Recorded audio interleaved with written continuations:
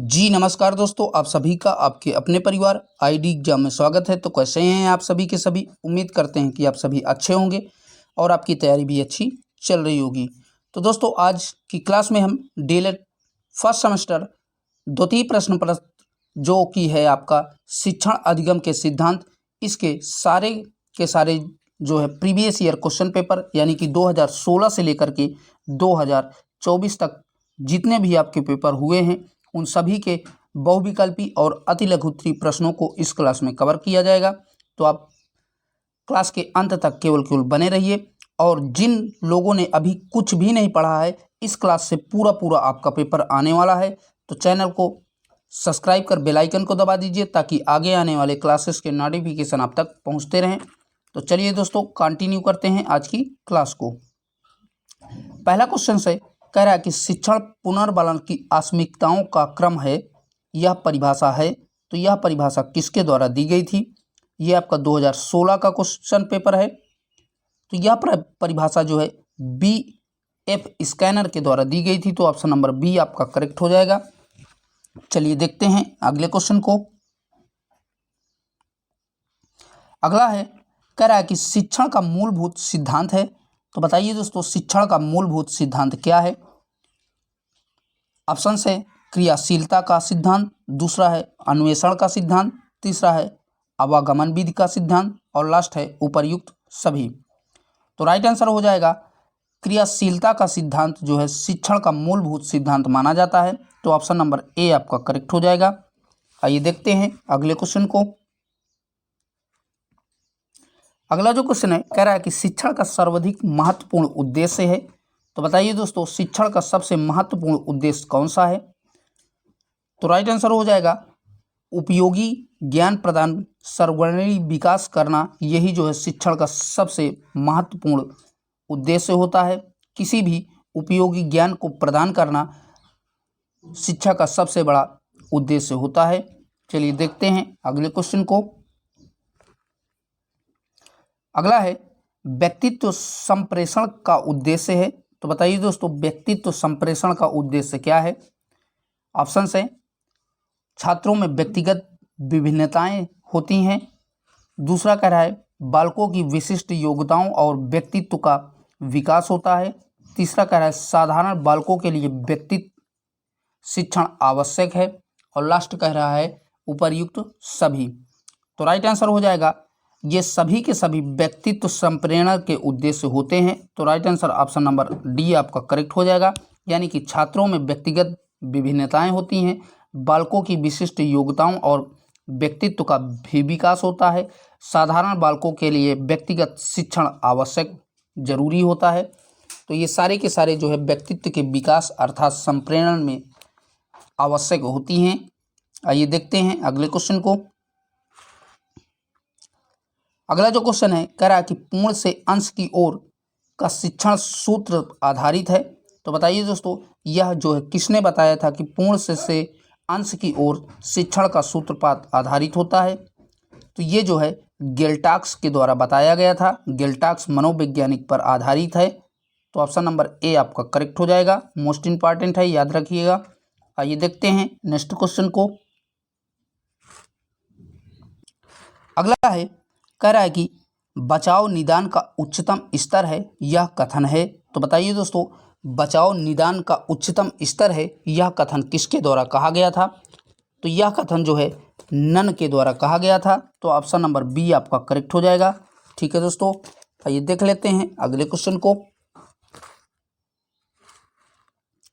अगला जो क्वेश्चन है कह रहा है कि क्रियापरक परीक्षण विधि का अर्थ है। तो बताइए दोस्तों इसमें से राइट आंसर कौन सा हो जाएगा जो क्रियापरक परीक्षण की विधि हो? तो राइट आंसर बनेगा ऑप्शन नंबर बी करेक्ट हो जाएगा। छात्र पर अपनी स्वयं की क्रिया के द्वारा ज्ञान प्राप्त करना, यही जो है क्रियापरक परीक्षण की एक प्रकार की विधि है। यही जो है इसका अर्थ होता है। चलिए देखते हैं अगले क्वेश्चन को। अगला जो क्वेश्चन है कह रहा है कि प्रस्तावना कौशल का प्रमुख घटक है। तो बताइए दोस्तों प्रस्तावना कौशल का प्रमुख घटक इनमें से कौन सा है? तो राइट आंसर बनेगा उचित श्रृंखलाबद्धता। यही जो है कौशल की प्रस्तावना होती है। तो ऑप्शन नंबर सी आपका करेक्ट हो जाएगा। आइए देखते हैं अगले क्वेश्चन को। क्वेश्चन कह रहा है कहानी कहने में क्रमबद्ध घटनाओं के वर्णन पर ध्यान रखा जाता है, यह किस प्रकार की शिक्षण प्रविधि है। तो बताइए दोस्तों, किसी भी कहानी को कहने के लिए क्रमबद्ध घटनाओं का वर्णन ध्यान में रखते हुए कहा जाता है या लिखा जाता है, तो वो कैसी विधि कहलाती है शिक्षण की। तो राइट आंसर हो जाएगा विवरण विधि कहलाती है। तो ऑप्शन नंबर सी आपका करेक्ट हो जाएगा, विवरण विधि। चलिए देखते हैं अगले क्वेश्चन को। अगला जो क्वेश्चन है कह रहा है कि गणित कीट का उपकरण है, तो इनमें से बताइए गणित कीट का उपयोग कौन सा है, अर्थात उपकरण कौन सा है। तो राइट आंसर बनेगा डोमिनोज, ये जो है गणित कीट का उपकरण है। आइए देखते हैं नेक्स्ट क्वेश्चन को। अगला जो क्वेश्चन है कह रहा है कि तर्कात्मक क्रम से शिक्षण कराने से स्थायी एवं ठोस होता है। तो बताइए दोस्तों, तर्कात्मक क्रम में जो है शिक्षण कराने से स्थायी एवं ठोस होता है, तो इनमें से बताइए कौन सा जो है ठोस होता है। तो राइट आंसर हो जाएगा अधिगम, अर्थात सीखने की प्रक्रिया जो है ठोस और स्थायी बनती है। तो ऑप्शन नंबर सी आपका करेक्ट हो जाएगा।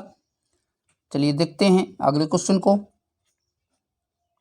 क्वेश्चन से संप्रेरणा के लिए कक्षा का वातावरण होना चाहिए। तो बताइए दोस्तों, संप्रेरण के लिए कक्षा का वातावरण कैसा होना चाहिए। तो राइट आंसर बनेगा सौंदर्यपूर्ण होना चाहिए। किसी भी कक्षा को जो है संप्रेरण रूप में सुचालित करने के लिए कक्षा जो है सौंदर्यपूर्ण होनी चाहिए। आइए देखते हैं अगले क्वेश्चन को।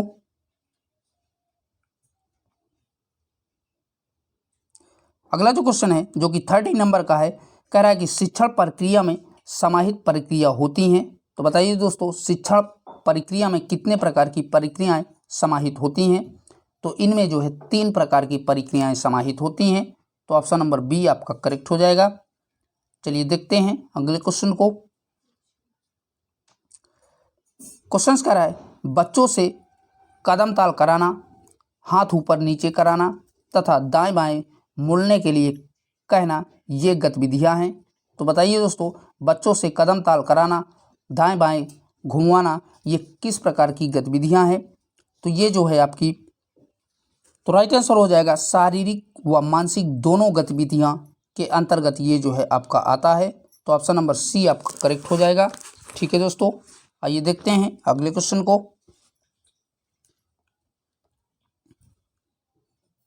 अगला जो क्वेश्चन है कह रहा है कि उपचारात्मक शिक्षण का प्रमुख कार्य है। तो बताइए दोस्तों, उपचारात्मक शिक्षण का मुख्य कार्य क्या होता है। तो राइट आंसर हो जाएगा ऑप्शन नंबर बी, दोषपूर्ण अध्ययन एवं अध्यापन के प्रभाव को दूर करना। यही जो है उपचारात्मक शिक्षण का प्रमुख प्रभाव होता है, अर्थात कार्य होता है। तो ऑप्शन नंबर बी आपका करेक्ट हो जाएगा। आइए देखते हैं अब इसके अति लघु उत्तरीय प्रश्नों को। क्वेश्चन कह रहा है शिक्षण का कोई एक परिभाषा दीजिए, अर्थात लिखिए। तो आपको यहाँ पर शिक्षण की परिभाषा बताना है। तो देखते हैं, शिक्षण को ज्ञान, अवधारणाओं और प्रक्रियाओं की समझ और अनुप्रयोग को समझ करने के लिए शिक्षार्थियों के साथ जुड़ाव के रूप में परिभाषित किया जाता है। इसमें डिजाइनिंग, सामग्री, चयन, वितरण, मूल्यांकन और प्रतिबिंब जो है शामिल होते हैं। तो आप जो है इसको और भी अच्छे तरीके से आप लिख सकते हैं कि शिक्षण को ज्ञान, अवधारणाओं, प्रक्रियाओं की समझ और अनुप्रयोग को समक्ष रखने के लिए शिक्षार्थियों के साथ जुड़ाव के रूप में परिभाषित किया जा सकता है। अर्थात शिक्षण और विद्यार्थी के बीच में एक अलग जो है पहचान बनाने के लिए उसको जिज्ञासा उत्पन्न होनी चाहिए। इनमें जो है डिजाइन, सामग्री, चयन, वितरण, मूल्यांकन, प्रतिबिंब आदि चीज़ें जो है शामिल हो सकती हैं। आइए देखते हैं नेक्स्ट क्वेश्चन को। क्वेश्चन कह रहा है शिक्षण की 2 विशेषताएं लिखिए। तो आपको शिक्षण की 2 विशेषताएं लिखनी है। तो आपकी हेडिंग पड़ेगी कि शिक्षण की निम्नलिखित 2 विशेषताएं निम्नलिखित हैं। पहला आपका, एक अच्छा शिक्षक हमेशा ज्ञानवान होता है, वह अपने विषय में माहिर होता है और नवीनतम शिक्षा तकनीकियों को अपनाने के लिए सदैव तत्पर रहता है। दूसरा, आप पॉइंट बना करके लिख सकते हैं। ज्ञानवान शिक्षक छात्रों को सटीक ज्ञान प्रदान करते हैं जो उनके विकास के लिए आवश्यक होता है। ठीक है दोस्तों, आइए देखते हैं अगले क्वेश्चन को। क्वेश्चन कह रहा है संप्रेरण से क्या अभिप्राय है, मोस्ट इंपॉर्टेंट है। तो आपको बताना है कि संप्रेरण की परिभाषा यहाँ से आपसे पूछा है। तो बता दें, संप्रेरण दो या दो से अधिक व्यक्तियों के बीच मौखिक, लिखित, सांकेतिक तथा प्रतिक्रियात्मक माध्यम से विचार एवं सूचनाओं के संप्रेरण की प्रक्रिया है। ठीक है दोस्तों, आइए देखते हैं नेक्स्ट क्वेश्चन को। अगला जो क्वेश्चन है कह रहा है कि खेल पर आधारित शिक्षण विधि के 2 सोपान लिखिए। तो आपको बताना है कि शिक्षण पर आधारित जो है 2 खेल के सोपान कौन कौन से हैं। तो पहला है मॉन्टेसरी विधि, दूसरा है किंडरगार्टन विधि और तीसरा है प्रोजेक्ट विधि, लास्ट है बेसिक पद्धति। तो इस प्रकार की आप ये जो है 2 सोपान आपसे पूछा है तो आप 3-4 लिख सकते हैं या 2 ही लिख सकते हैं। ये ढेर सारी हमने बता दिया है। चलिए देखते हैं अगले क्वेश्चन को।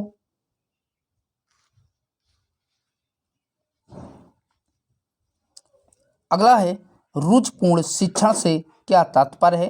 तो आपको बताना है कि रुचिपूर्ण शिक्षण से आपका क्या तात्पर्य है। तो अध्यापक बच्चों के पुस्तकीय ज्ञान को बाहरी ज्ञान से जोड़कर उन्हें अध्ययन करवाए। इसके साथ ही कक्षा में रुचिपूर्ण शिक्षण पद्धति जैसे भ्रमण विधि, खेल विधि, कहानी विधि, प्रदर्शन विधि, प्रोजेक्ट विधि, केस स्टडी विधि तथा विभिन्न प्रकार की अन्य शैक्षणिक गतिविधियां अपनाए। यही जो है रुचिपूर्ण शिक्षण कार्य हो सकता है। कहने का मतलब आप अपने शब्दों में लिख सकते हैं कि अध्यापक जो है बालक को पुस्तकीय ज्ञान से बाहर की चीज़ों को भी सिखाए, पढ़ाए और जो है जैसे कभी खेल विधि करवाए, भ्रमण विधि करवाए, कहानी विधि के द्वारा, प्रदर्शन के द्वारा, मतलब चित्रात्मक तरीके से किसी भी विषय वस्तु को समझाए। तो ये सभी चीज़ों को मिला करके रुचिपूर्ण शिक्षण एक तैयार होता है, जिससे बालक अपनी गतिविधियों को उनमें जो है रुचिकर पैदा करता है। तो ये सभी अपने शब्दों में आप लिख सकते हैं। ठीक है दोस्तों, चलिए बढ़ते हैं अगले क्वेश्चन की ओर। क्वेश्चन कह रहा है दक्षता आधारित शिक्षण विधि के 2 सोपान लिखिए। तो आपके दक्षता पर आधारित जो है 2 शिक्षण विधि के 2 सोपान निम्नलिखित हैं। पहला आपका है भाषागत अवधारणा को समझने के लिए अधिगम सामग्रियों का प्रयोग किया जाता है।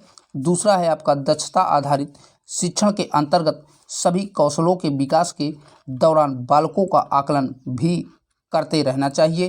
तो ये आपके 2 सोपान आप लोग लिख सकते हैं। स्क्रीनशॉट लेना चाहते हैं तो ले सकते हैं। चलिए देखते हैं नेक्स्ट क्वेश्चन को।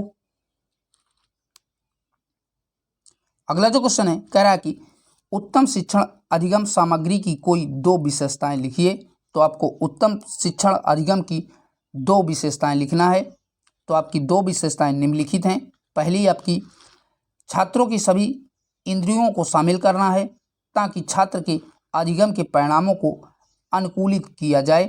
पहला आपका हो गया। दूसरा आप लिख सकते हैं यह वांछनीय जानकारी प्रदान करता है। तो ये आपके 2 जो है उत्तम शिक्षण अधिगम की विशेषताएं हैं। आप और भी अपने शब्दों में लिख सकते हैं। अगर लॉन्ग आंसर में आता है तो आप कम से कम 12 से 13 जो है लिख सकते हैं हेडिंग के रूप में। ये फिर हेडिंग रहेंगी, इनके बारे में फिर थोड़ा थोड़ा 2-2, 4-4 लाइन लिख सकते हैं। आइए देखते हैं अगले क्वेश्चन को। क्वेश्चन है शिक्षण अधिगम सामग्री को कितने भागों में वर्गीकृत किया गया है। तो आप सभी को पता होगा कि शिक्षण अधिगम सामग्री को 3 भागों में जो है बांटा गया है। पहला आपका है श्रव्य साधन, दूसरा है दृश्य साधन और लास्ट है श्रव्य साधन दृश्य। तो ये 3 प्रकार हो गए। पहला आपका श्रव्य साधन जिन्हें आप सामग्रियां कहते हैं, दूसरा आपका दृश्य साधन और तीसरा आपका श्रव्य दृश्य साधन। ठीक है, तो ये 3 जो है शिक्षण अधिगम सामग्री को 3 भागों में बांटा गया है। आइए देखते हैं अगले क्वेश्चन को। तो अगला जो क्वेश्चन है कह रहा है कि शिक्षण के संज्ञानात्मक क्षेत्र का बालक की किन क्रियाओं से संबंध होता है। तो आपको बताना है कि शिक्षण के संज्ञानात्मक क्षेत्र पर जो है बालक की किन क्रियाओं से संबंध होता है। तो इसका आंसर जो है आपका होगा कि शिक्षण के संज्ञानात्मक क्षेत्र में बालक का जन्म लेता है तो उसके भीतर क्रियाएं होती हैं। इन सहज क्रियाओं और ज्ञानेंद्रियों की सहायता से बच्चा ध्वनियों, स्पर्श, रसों एवं गंधों का अनुभव करता है और इन अनुभवों की पुनरावृत्ति के कारण वातावरण में उपस्थित उद्दीपनों की कुछ विशेषताओं से परिचित होता है। तो इस प्रकार से आप लिख सकते हैं। आइए देखते हैं अगले क्वेश्चन को। अगला जो क्वेश्चन है कह रहा है कि पुनर्बलन कौशल से क्या अभिप्राय है। तो आपको बताना है कि पुनर्बलन कौशल से क्या अभिप्राय है। तो पुनर्बलन के कौशल में बच्चों के लिए अधिक से अधिक सकारात्मक पुनर्बलनों का उपयोग करना शामिल है। सकारात्मक पुनर्बलन या पुरस्कार वह प्रवृत्ति है जिससे उस विशिष्ट व्यवहार के प्रभाव को सीखने को बल मिलता है। तो लिख सकते हैं और इसमें उदाहरण के तौर पर जैसे भोजन, यौन सुख आदि चीज़ें जो है शामिल होती हैं। ठीक है दोस्तों, आइए देखते हैं अगले क्वेश्चन को। क्वेश्चन कह रहा है सहभागी शिक्षण के 2 उद्देश्य लिखिए। तो आपको बताना है कि सहभागी शिक्षण के 2 उद्देश्य कौन कौन से हैं। तो आप पहला है इसमें जो है शिक्षक एवं शिक्षार्थी दोनों क्रियाशील स्थिति में लिखते हैं और दूसरा है शिक्षार्थियों को स्थायी ज्ञान प्राप्त करता है। अगला है सहभागी शिक्षण के माध्यम से कक्षा में नीरस वातावरण को दूर कर उसे आनंदमय बनाना। और भी इसमें जो है आप पॉइंट लिख सकते हैं जैसे शिक्षार्थियों को शारीरिक एवं मानसिक रूप से क्रियाशील बनाना। अगला लिख सकते हैं शिक्षार्थियों का सर्वांगीण विकास करना। ये सारी की सारी विधियां आप लिख सकते हैं। ठीक है दोस्तों, आइए देखते हैं अगले क्वेश्चन को। अगला जो क्वेश्चन है कह रहा है कि शिक्षण के आगमन विधि से क्या अभिप्राय है। तो बताइए दोस्तों, शिक्षण के आगमन विधि से क्या अभिप्राय है। तो आपकी हेडिंग पड़ेगी आगमन विधि। अब इसको जान लेते हैं। यह एक मनोवैज्ञानिक विधि है। इसमें विशिष्ट अनुभवों और उदाहरणों के माध्यम से सामान्य नियमों का निर्माण किया जाता है। इस विधि में ज्ञात से अज्ञात की ओर, विशिष्ट से सामान्य की ओर तथा मूर्त से अमूर्त की ओर नामक शिक्षण सूत्रों का प्रयोग किया जाता है। तो ये सारा के सारे आप लिख सकते हैं और इस पॉइंट को आप ब्लैक पेन से लिख सकते हैं कि ज्ञात से अज्ञात की ओर, विशिष्ट से सामान्य की ओर तथा मूर्त से अमूर्त की ओर शिक्षण सूत्रों का जो है प्रयोग किया जा सकता है। इसे आप ब्लैक पेन से लिख देंगे तो आपको बढ़िया से नंबर मिलेगा। चलिए देखते हैं अगले क्वेश्चन को। क्वेश्चन है ज्ञात से अज्ञात की ओर शिक्षण सूत्र किस तथ्य पर आधारित है। तो अभी थोड़ी देर पहले ही हमने बताया कि किस तथ्य पर ये जो है आधारित होता है। तो बता दें, ज्ञात से अज्ञात की ओर शिक्षण सूत्र आगमन विधि पर आधारित है। तो कौन से विधि पर दोस्तों? आगमन विधि पर ये जो है आधारित होता है। और इसमें जो है सूत्र से बालक जिसे पूर्व से जानता है उसे आधार बनाकर अज्ञात चीज़ों की जानकारी देता है। ठीक है दोस्तों, आइए बढ़ते हैं अगले क्वेश्चन की ओर। अगला जो क्वेश्चन है कह रहा है कि शिक्षण में अभिप्रेरणा सिद्धांत से क्या आशय है। तो बताइए दोस्तों, शिक्षण में जो अभिप्रेरणा सिद्धांत है उससे क्या आशय है। तो शिक्षण में अभिप्रेरणा का सिद्धांत से तात्पर्य है कि अभिप्रेरणा किसी व्यक्ति को कार्य करने के लिए प्रेरित करती है तथा उस प्रक्रिया में उत्साह तथा जुट जाने के लिए उसमें ललक भी उत्पन्न करती है। यह कार्य कर रहे व्यक्ति का व्यवहार निर्धारित करती है। अब आपकी अगली हेडिंग पड़ेगी कि अभिप्रेरणा का सिद्धांत। तो अभिप्रेरणा का सिद्धांत क्या होता है। तो अभिप्रेरणा के सिद्धांत निम्नलिखित हैं। तो अभिप्रेरणा के सिद्धांत में आप पॉइंट लिख सकते हैं। पहला आपका होगा सांस्कृतिक प्रतिमानों का सिद्धांत, दूसरा आप लिख सकते हैं व्यवहार और सीखने का सिद्धांत, तीसरा लिख सकते हैं क्षेत्रीयता सिद्धांत और अगला लिख सकते हैं मूल प्रवृत्ति का सिद्धांत और 5वां लिख सकते हैं मनोविश्लेषण का सिद्धांत। और दोस्तों अगर यही क्वेश्चन आपका लघु उत्तरी में आता है तो ये इन्हीं को आप हेडिंग के रूप में बना करके लिख सकते हैं। ठीक है दोस्तों, आइए देखते हैं अगले क्वेश्चन को।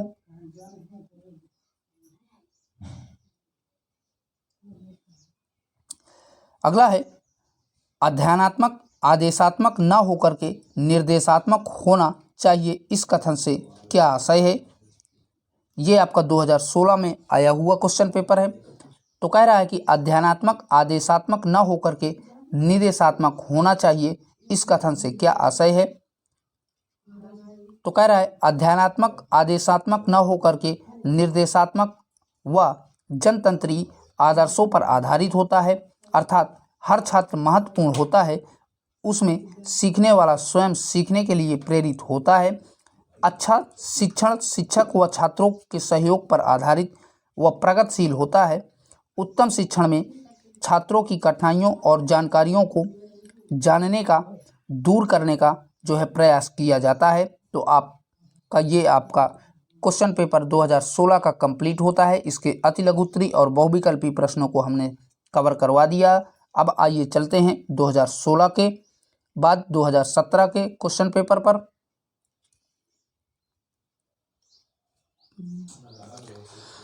तो दोस्तों अब हम आ चुके हैं 2017 के प्रीवियस ईयर क्वेश्चनों पर। तो पहला बहुविकल्पी क्वेश्चन है, शिक्षण एक उद्देश्य निर्देशित की क्रिया है, यह किसने कहा है। आपके पास ऑप्शन है N.L. गेज ने, रायबर्न ने, ऑप्शन सी है B.O. स्मिथ ने या C. कोर्ड ने। तो राइट आंसर क्या हो जाएगा, ऑप्शन नंबर सी राइट हो जाएगा, V.O. स्मिथ। ठीक है, चलते हैं अगले क्वेश्चन की ओर। हमारा अगला जो क्वेश्चन है, आगमन विधि का प्रयोग किया जाता है। तो आगमन विधि का प्रयोग किसमें किया जाता है, व्याकरण में, निबंध में, गद्य शिक्षण में या पद्य शिक्षण में। तो आगमन विधि का प्रयोग व्याकरण में किया जाता है, ऑप्शन नंबर ए राइट हो जाएगा। चलते हैं अगले क्वेश्चन की ओर। हमारा अगला जो क्वेश्चन है, निम्नलिखित में से कौन सी श्रव्य दृश्य सामग्री के चयन में सर्वाधिक प्रमुख थे। धन व्यवस्था, विषय वस्तु की प्रकृति, और ऑप्शन सी दिया है शिक्षकों की पसंद, और ऑप्शन डी दिया है छात्रों की पसंद। तो राइट आंसर क्या हो जाएगा, ऑप्शन नंबर बी राइट हो जाएगा, विषय वस्तु की प्रकृति। ठीक है, चलते हैं अगले क्वेश्चन की ओर। हमारा अगला जो क्वेश्चन है, कक्षा शिक्षण में कौन सा संप्रेषण का घटक नहीं है। यानी कि कक्षा शिक्षण का संप्रेषण का घटक कौन नहीं है, शिक्षक नहीं है, पाठ्यवस्तु नहीं है, अभिभावक नहीं है या छात्र नहीं है। तो राइट आंसर क्या हो जाएगा, ऑप्शन नंबर सी राइट हो जाएगा, अभिभावक नहीं है। ठीक है, बढ़ते हैं अगले क्वेश्चन की ओर।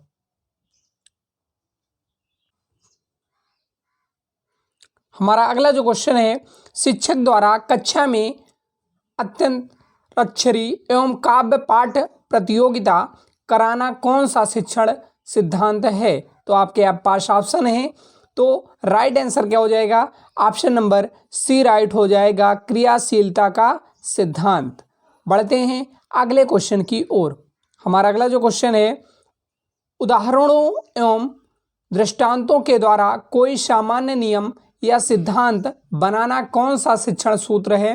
तो राइट आंसर क्या हो जाएगा, विशिष्ट से सामान्य की ओर, विशिष्ट से सामान्य की ओर, ऑप्शन नंबर बी राइट हो जाएगा। यानी कि उदाहरणों एवं दृष्टांतों के द्वारा कोई सामान्य नियम या सिद्धांत बनाना कौन सा शिक्षण सूत्र है। तो विशिष्ट से सामान्य की ओर। चलते हैं अगले क्वेश्चन की ओर।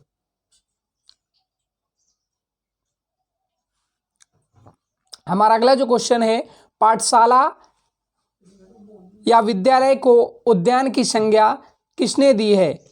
किसने दी है भाई, तो फ्रॉवेल ने दी थी। पाठशाला या विद्यालय को उद्यान की संज्ञा किसने दी थी भाई, तो फ्रॉवेल ने दिया था, ऑप्शन नंबर सी राइट हो जाएगा। चलते हैं अगले क्वेश्चन की ओर। हमारा अगला जो क्वेश्चन है, छात्रों की अपने भावों एवं विचारों को व्यवस्थित ढंग से अभिव्यक्त करना किस प्रविधि में आता है। यानी कि छात्रों को अपने भावों एवं विचारों को व्यवस्थित ढंग से अभिव्यक्त करना किस विधि में आता है। तो प्रश्नोत्तरी विधि में आता है, वाद विवाद में आता है, या प्रयोगशाला विधि में आता है, या पाठ्य पुस्तक प्रविधि में आता है। तो ये किस में आता है भाई, तो वाद विवाद में आता है। यानी कि छात्रों को अपने भावों एवं विचारों को व्यवस्थित ढंग से अभिव्यक्त करना वाद विवाद प्रतियोगिता में आता है। तो ऑप्शन नंबर बी राइट हो जाएगा, वाद विवाद प्रविधि। ठीक है, चलते हैं अगले क्वेश्चन की ओर। हमारा अगला जो क्वेश्चन है, प्रश्नोत्तरी प्रविधि के जन्मदाता हैं। तो ऑप्शन नंबर कौन सा राइट हो जाएगा, तो ऑप्शन नंबर सी राइट हो जाएगा, सुकरात हैं। प्रश्नोत्तरी प्रविधि के जन्मदाता कौन है, तो सुकरात हैं। ऑप्शन नंबर सी राइट हो जाएगा। बढ़ते हैं अगले क्वेश्चन की ओर। हमारा अगला जो क्वेश्चन है, संप्रेषण प्रक्रिया प्रभावी होती है यदि संप्रेषण मंद गति से होता है, अनेक व्यक्तियों के साथ होता है, तीव्र गति से होता है, या स्पष्टता के साथ होता है। तो राइट आंसर क्या हो जाएगा, ऑप्शन नंबर बी राइट हो जाएगा, अनेक व्यक्तियों के साथ होता है। संप्रेषण प्रक्रिया प्रभावी होती है यदि संप्रेषण अनेक व्यक्तियों के साथ होता है। तो ऑप्शन नंबर बी राइट हो जाएगा। बढ़ते हैं अगले क्वेश्चन की ओर। हमारा अगला जो क्वेश्चन है, कक्षाओं की कमी होने पर शिक्षक अपनाता है बहुकक्षा शिक्षण, बहुस्तरीय शिक्षण विधि, उपचारात्मक शिक्षण विधि, या सहभागी शिक्षण विधि। तो राइट आंसर क्या हो जाएगा, बहुकक्षा शिक्षण विधि। ऑप्शन नंबर ए राइट हो जाएगा। बढ़ते हैं अगले क्वेश्चन की ओर। हमारा अगला जो क्वेश्चन है, कक्षा शिक्षण में प्रशंसात्मक शब्दों का प्रयोग किया जाता है। आपके पास ऑप्शन दिए हैं, व्याख्यान कौशल, नियमन कौशल, पुनर्वलन कौशल, या उद्दीपन परिवर्तन कौशल। तो राइट आंसर क्या हो जाएगा, ऑप्शन नंबर सी राइट हो जाएगा, पुनर्वलन कौशल। बढ़ते हैं अगले क्वेश्चन की ओर। हमारा अगला जो क्वेश्चन है, कक्षा शिक्षण करते समय शिक्षक द्वारा TLM का प्रयोग करने से क्या होता है भाई, तो छात्रों को पाठ सहजता से बोधगम्य हो जाता है, छात्रों का मानसिक विकास होता है, छात्रों का बौद्धिक विकास होता है, या ये सभी। तो ये सभी होता है भाई। इससे क्या होता है, छात्रों का बौद्धिक विकास भी होता है, मानसिक विकास भी होता है। तो ऑप्शन नंबर डी राइट हो जाएगा। बढ़ते हैं अगले क्वेश्चन की ओर। हमारा अगला क्वेश्चन है, फ्लैनेल बोर्ड किस प्रकार का TLM है। तो आपके पास ऑप्शन दिए हैं, दृश्य श्रव्य कि श्रव्य, दृश्य, या इलेक्ट्रॉनिक है। तो फ्लैनेल बोर्ड दृश्य है। ऑप्शन नंबर सी राइट हो जाएगा। बढ़ते हैं अगले क्वेश्चन की ओर। हमारा अगला जो क्वेश्चन है,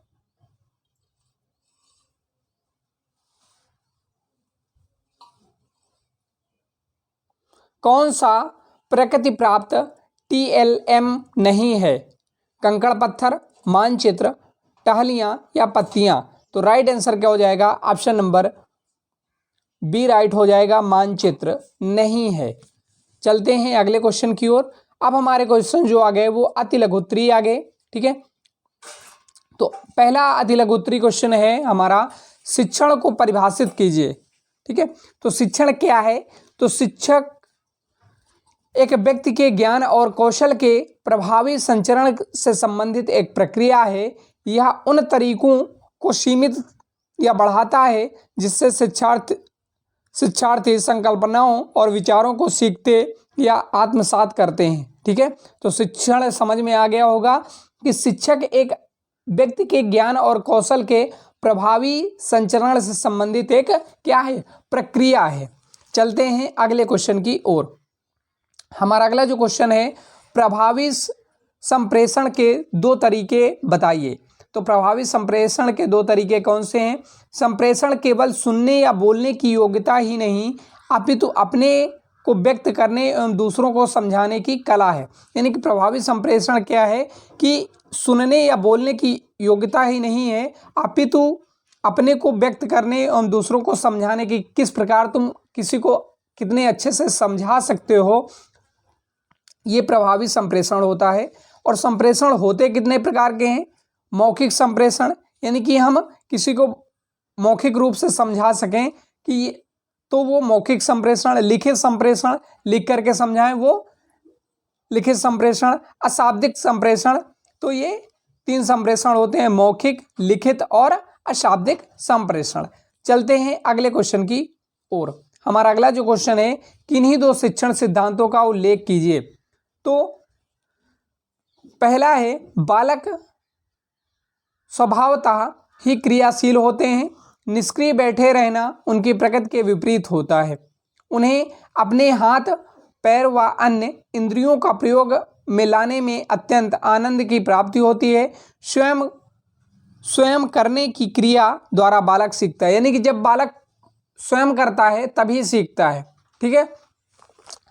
अगला क्या है, जीवन में संबद्धता सिद्धांत, अपने जीवन से संबंधित वस्तुओं का ज्ञान करना बालकों की स्वाभाविक रुचि होती है, अतः पाठ्य वस्तु में जीवन से संबंधित तथ्यों को ही शामिल करना चाहिए, अर्थात वास्तविक जीवन की वास्तविक परिस्थितियों से लिए गए तथ्यों को ही शामिल करना चाहिए। यदि अध्यापन काल्पनिक अथवा जीवन से संबंधित असंबंधित तथ्यों को ही पढ़ना चाहेगा तो छात्र की रुचि उससे हटती जाएगी।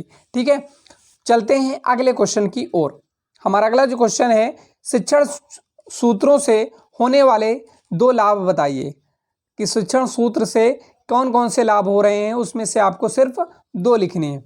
तो सरल से जटिल की ओर, मतलब जितना एक विद्यार्थी को आ रहा है उससे आप शुरू करते हैं किसी पाठ को या चैप्टर को, तो उससे आसानी होती है, यानी कि सरल से जटिल की ओर। इस सूत्र का आशय है कि छात्रों को पहले सरल फिर उससे कठिन बातों की जानकारी दी जाती है, जिससे पाठ व विषय में उसकी रुचि व ध्यान लगा रहता है। यानी कि छात्र जो जानता रहता है उसके बारे में आप बताते हैं थोड़ा बहुत, ठीक है, क्योंकि उसको पहले पता रहता है, फिर उससे रिलेटेड जोड़ करके बताते हैं तो छात्र को जल्दी समझ में आता है। दूसरा क्या है, इस सूत्र के अनुसार शिक्षक को बालकों के पूर्व ज्ञान को जांचकर उसी के आधार पर उन्हें नया ज्ञान देना चाहिए। यानी कि जो छात्र को पहले से ज्ञान है उसमें से ही जोड़ करके आगे को समझाना चाहिए। स्थूल से सूक्ष्म की ओर बच्चों के शारीरिक विकास के साथ साथ उनका मानसिक विकास भी होता है। शैशवावस्था में वह सूक्ष्म अमूर्त वस्तुओं के बारे में नहीं जानता, परंतु स्थूल मूर्त पदार्थों को सरलता से जान लेता है।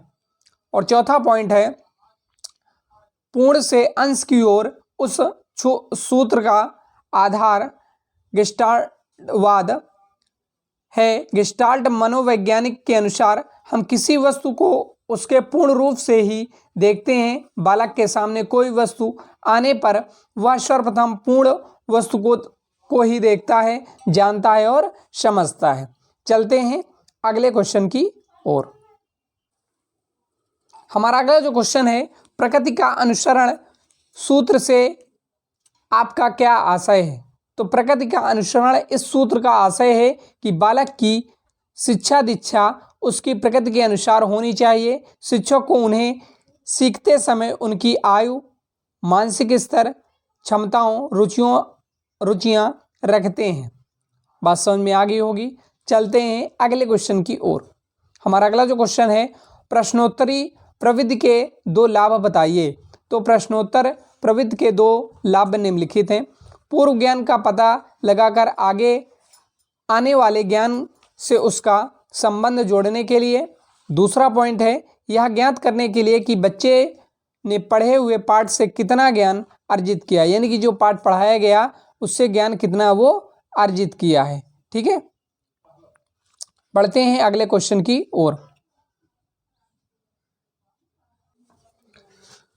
अगला क्वेश्चन है हमारा, शिक्षण में खेल प्रवृत्ति का महत्व बताइए। तो शिक्षण में खेल प्रवृत्ति में खेल के द्वारा बच्चों को प्रभावी ढंग से शिक्षा दी जा सकती है। बच्चे खेल कूद में काफ़ी कुछ सीख लेते हैं। खेल के द्वारा बच्चे मांसपेशियों का व्यायाम होता है और मस्तिष्क का विकास होता है।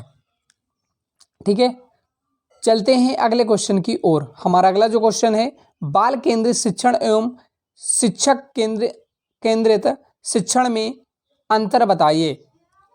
तो बाल केंद्रित शिक्षण और शिक्षक केंद्रित शिक्षण में अंतर बताना है। तो बाल केंद्रित शिक्षण का केंद्र बिंदु बालक होता है, यानी कि बाल केंद्रित शिक्षा जो होती है इसका केंद्र बिंदु क्या होता है? बालक होता है। इसके अंतर्गत बालक की रुचियां, प्रवृत्तियां तथा क्षमताओं को ध्यान में रखकर शिक्षण प्रदान किया जाता है। और शिक्षक केंद्रित में बाल केंद्रित शिक्षण का विशिष्ट महत्व यह है कि इसमें बालक को सबसे अधिक प्रधानता दी जाती है। इसमें क्या दी जाती है? बालक को सबसे ज़्यादा प्रधानता दी जाती है। इसमें बालक की रुचियों और क्षमताओं को ध्यान में रखकर इस संपूर्ण शिक्षण का आयोजन किया जाता है। तो बात अंतर समझ में आ गया होगा। चलते हैं अगले क्वेश्चन की ओर। हमारा अगला जो क्वेश्चन है, बहुस्तरीय शिक्षण का अर्थ स्पष्ट कीजिए। तो बहुस्तरीय शिक्षण व्यवस्था में सभी कक्षाओं के छात्रों को एक शिक्षक पूरे समय नहीं पढ़ा सकता। जब वह कक्षा में तब उसकी अन्य कक्षाएं, स्वाध्ययन या सामूहिक क्रियाकलाप आदि, यानी कि एक शिक्षक पूरे शिक्षकों को छात्रों को नहीं पढ़ा सकता। ऐसे एक समय में सभी छात्रों को नहीं पढ़ा सकता, ये है इसमें। बढ़ते हैं अगले क्वेश्चन की ओर।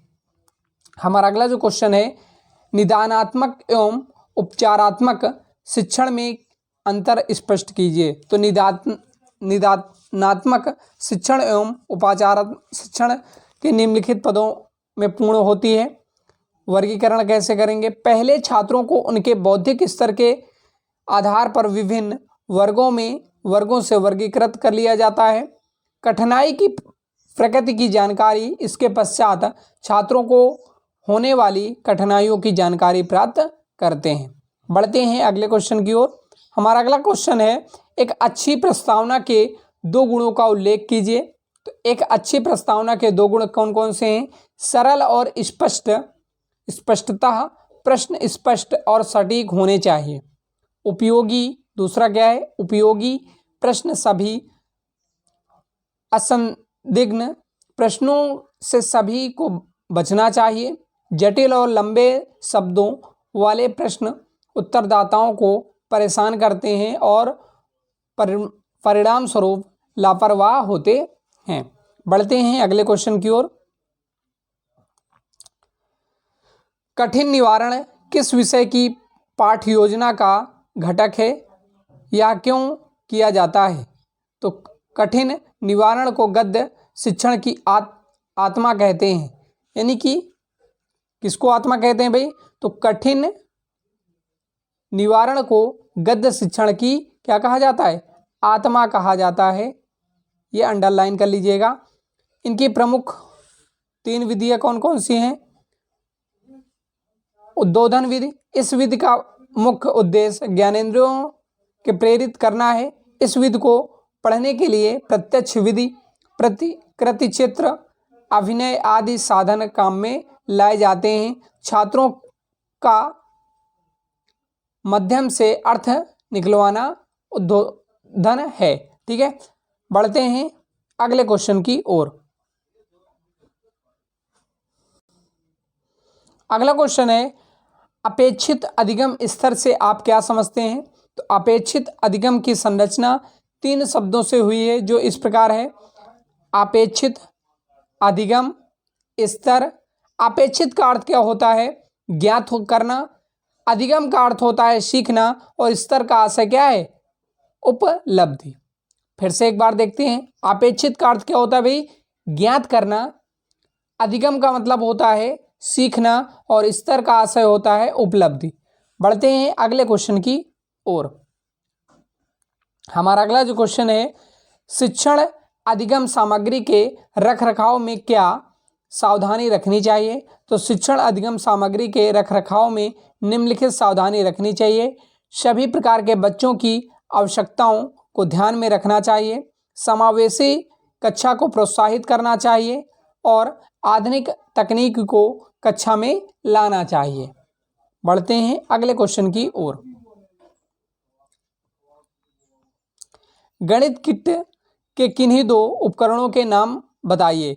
तो गणित किट के किन्हीं दो उपकरण कौन कौन से हैं? प्रकार और चांदा। प्रकार और चांदा और भी बोल सकते हो, ठीक है, काफ़ी सारे हैं।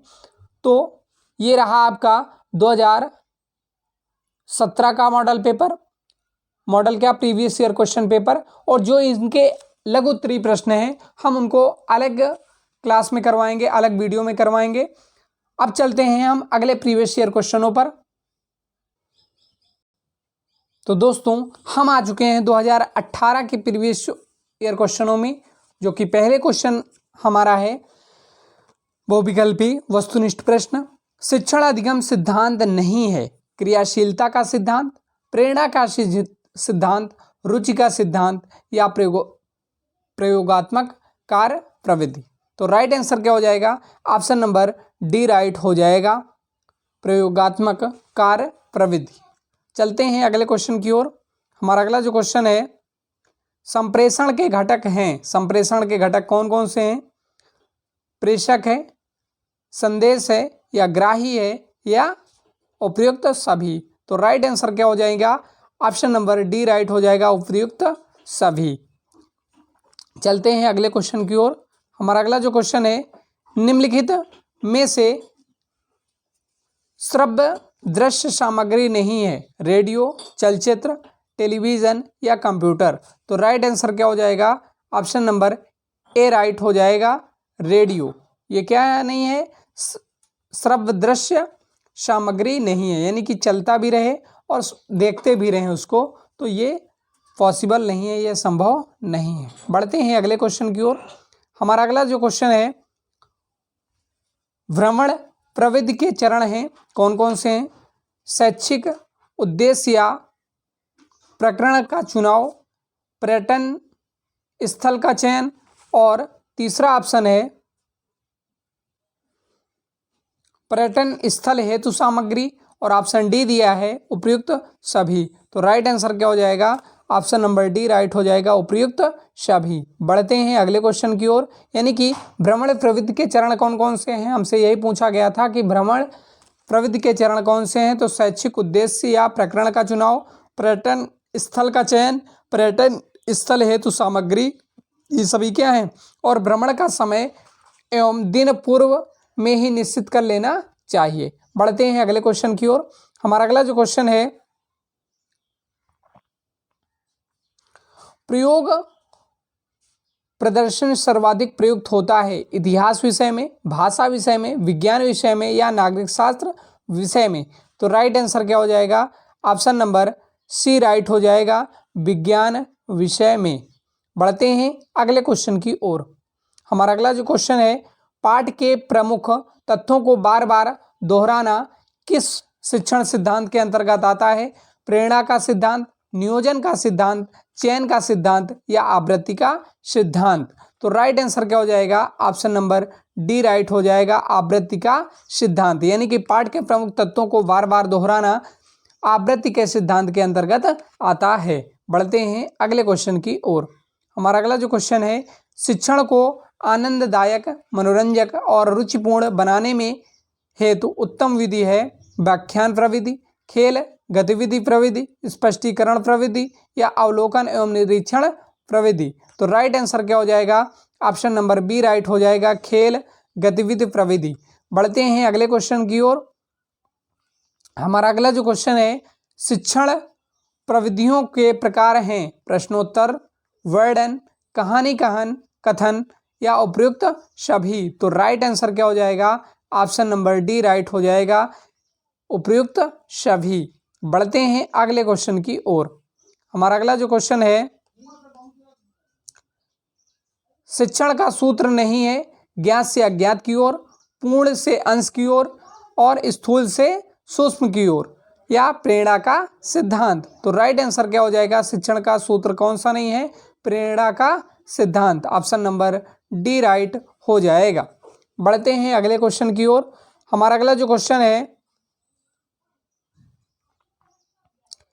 शिक्षण को पूर्व ज्ञान पर ही नए ज्ञान को आधारित करना चाहिए, यह कथन किस शिक्षण सूत्र की ओर संकेत करता है, ज्ञात से अज्ञात की ओर, पूर्ण से अंश की ओर, स्थूल से सूक्ष्म की ओर, या सरल से कठिन की ओर। तो राइट आंसर क्या हो जाएगा, ऑप्शन नंबर ए राइट हो जाएगा, ज्ञात से अज्ञात की ओर। बढ़ते हैं अगले क्वेश्चन की ओर।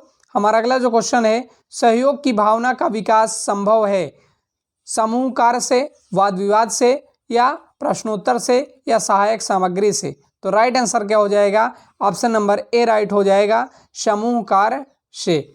बढ़ते हैं अगले क्वेश्चन की ओर। हमारा अगला जो क्वेश्चन है, बच्चे में कल्पना शक्ति का विकास किया जा सकता है कहानी द्वारा, समूह कार्य द्वारा, प्रश्नोत्तर द्वारा, या व्याख्यात्मक द्वारा। तो राइट आंसर क्या हो जाएगा, कहानी द्वारा। बच्चे के कल्पना शक्ति का विकास कहानी द्वारा किया जा सकता है। बढ़ते हैं अगले क्वेश्चन की ओर। हमारा अगला जो क्वेश्चन है,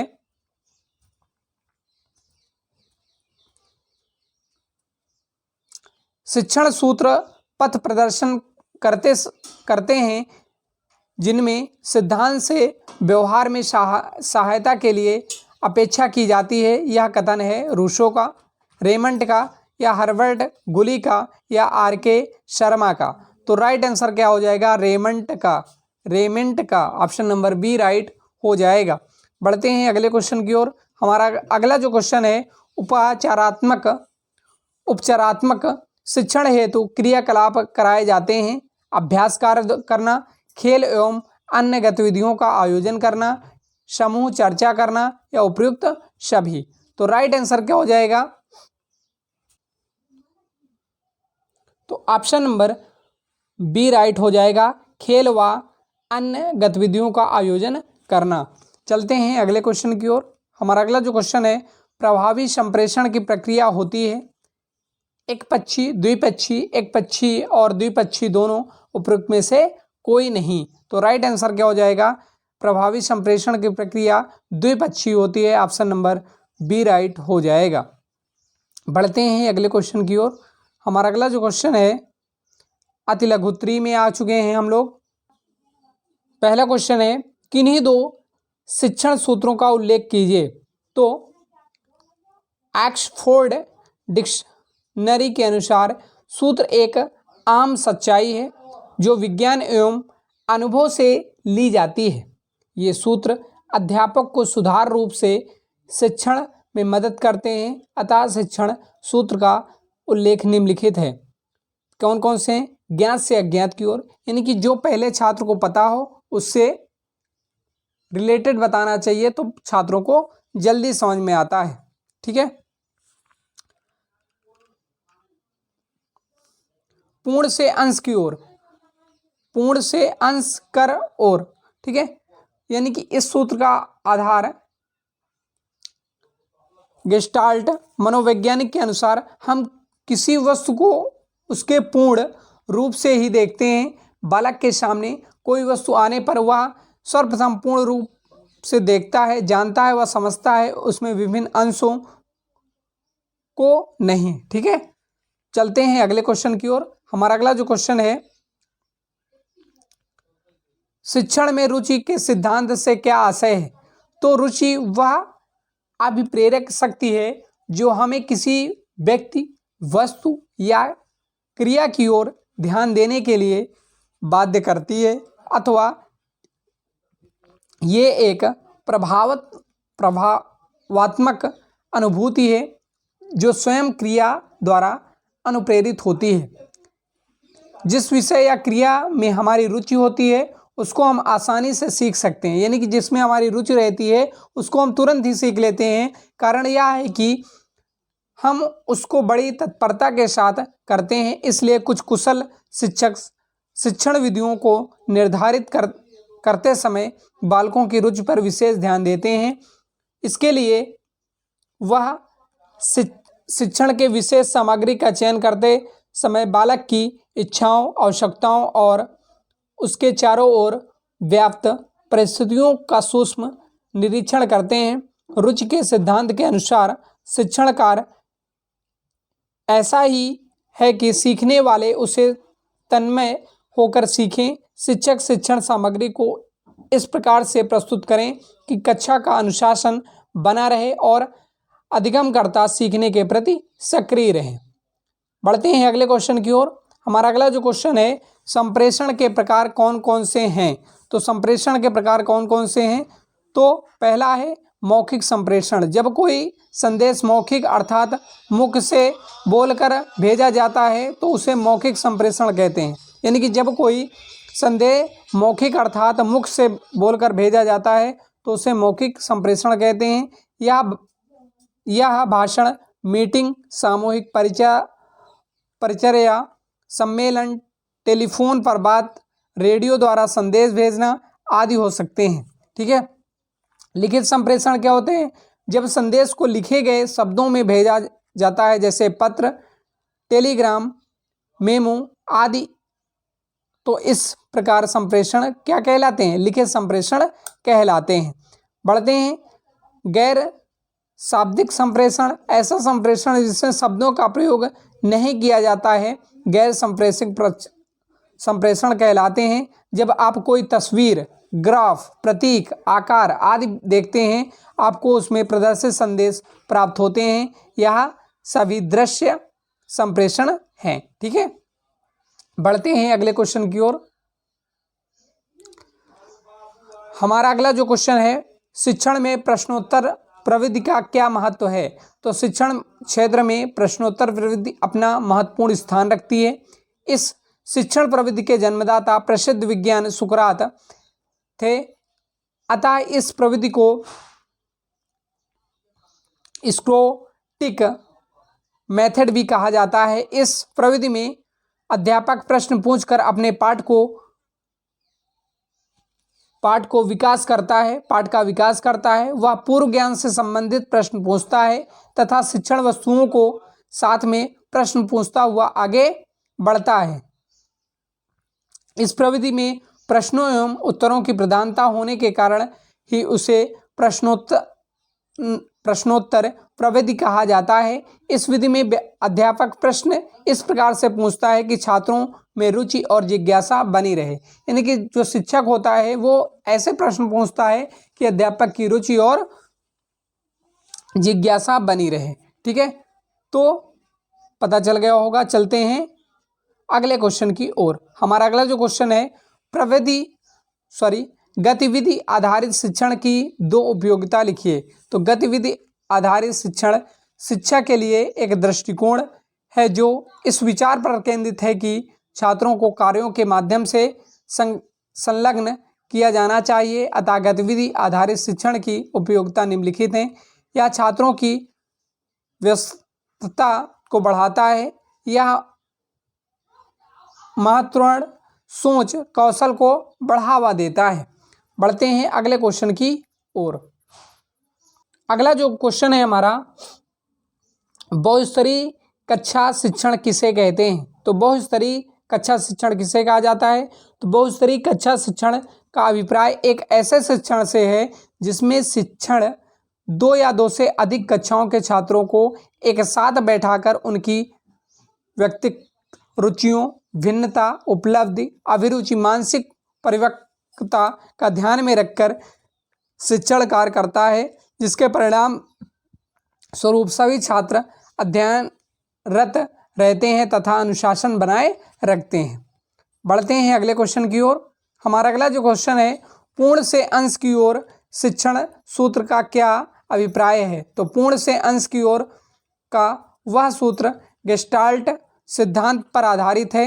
अधिगम के इस सिद्धांत के अनुसार पहले किसी प्राणी या पदार्थ के समय रूप को देखा जाए और बाद में अंग प्रत्यंगों को, तो उसे समझने में सरलता हो सकती है, क्योंकि बालक के मस्तिष्क में पहले प्राणी या पदार्थ के समग्र रूप का ही चित्र खिंचता है। बाद में उसके अंगों प्रत्ययों का उदाहरण के रूप में एक छोटे बालक व्यक्ति को समग्र देखकर यह तो जान जाते हैं कि वह पशुओं या अन्य प्राणियों में किस प्रकार भिन्न है, परंतु वह धीरे धीरे यही समझ पाते हैं कि उनके विभिन्न अंगों के अलग अलग कार्य हैं।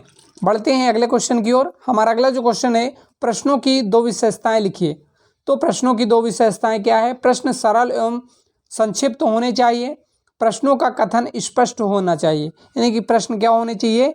प्रश्न सरल होने चाहिए और संक्षिप्त होने चाहिए। प्रश्नों का कथन स्पष्ट होना चाहिए। अगला क्वेश्चन क्या है?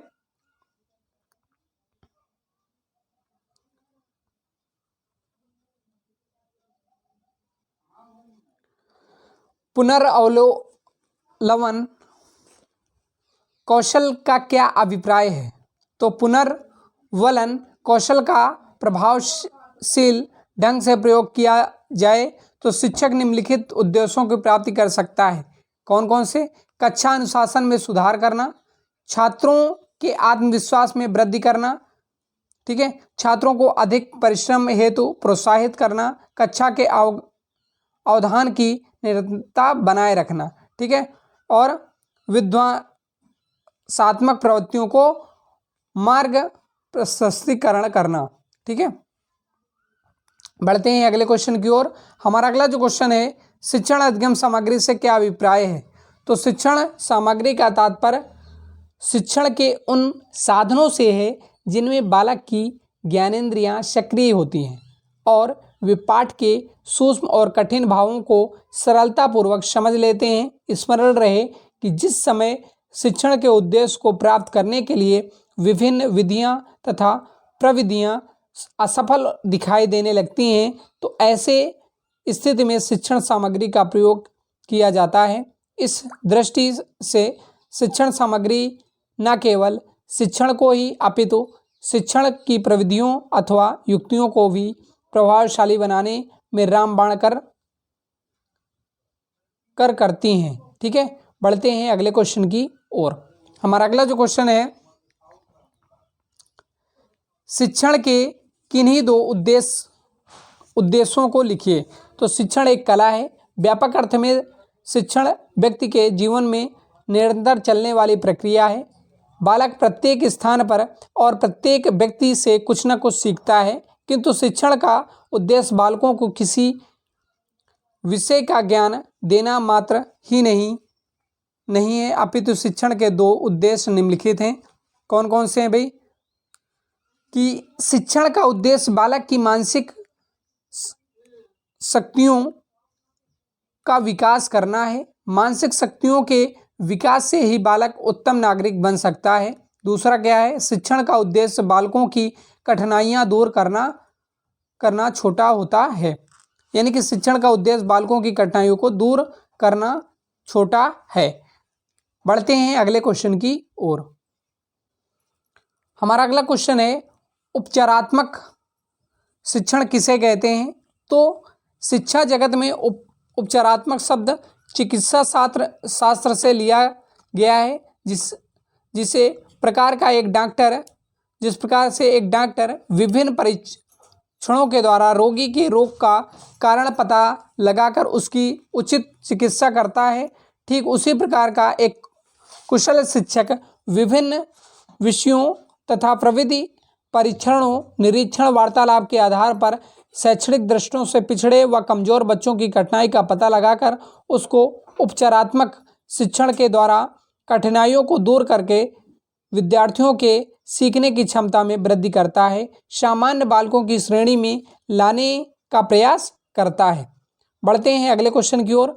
हमारा अगला जो क्वेश्चन है, कहानी कथन प्रविधि में के क्या उद्देश्य हैं? तो कहानी कथन प्रविधि भाषा शिक्षण की प्राथमिक स्तर पर बड़ी उपयोगी प्रविधि है, क्योंकि छोटे बालकों को कहानी सुनने का बड़ा शौक होता है। वे छोटे अवस्था से ही अपने माता पिता, दादा दादी आदि से कहानी सुनते आए हैं, अतः कहानी के माध्यम से उन्हें कोई भी ज्ञान बड़ी सरलता से दिया जा सकता है। भाषा की विषय वस्तु का ज्ञान भी उन्हें कहानियों के माध्यम से दिया जा सकता है। अध्यापक को कहानी कहने एवं बनाने की कला में निपुण होना चाहिए, यानी कि छोटे बच्चों को क्या करना चाहिए, कहानियों के द्वारा उनको समझाना चाहिए, क्योंकि छोटे बच्चे कहानी के द्वारा जल्दी सीख पाते हैं, क्योंकि उनको घर में भी कहानियाँ सुनाई जाती हैं। ठीक है, बढ़ते हैं अगले क्वेश्चन की ओर। हमारा अगला जो क्वेश्चन है, शिक्षण में क्रियाशीलता के सिद्धांत की क्या उपयोगिता है। तो करके क्रियाशीलता का उद्देश्य का मुख्य आधार है।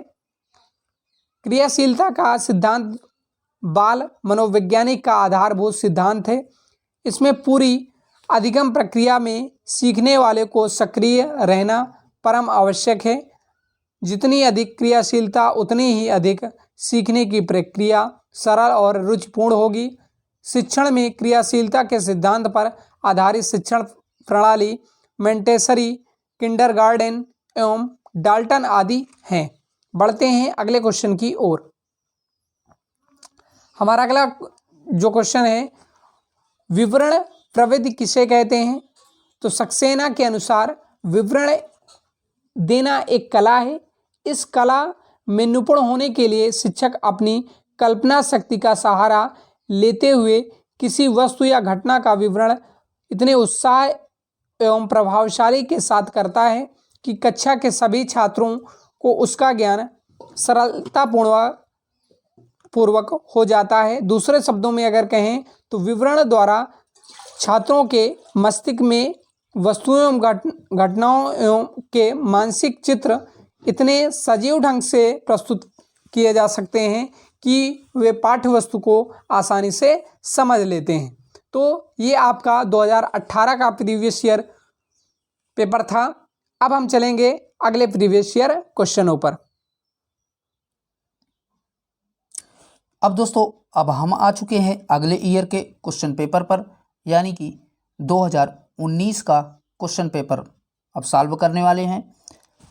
तो पहला है, शिक्षण अधिगम हेतु दिया गया उद्दीपन मार्गदर्शन दिशा बोध का प्रोत्साहन है।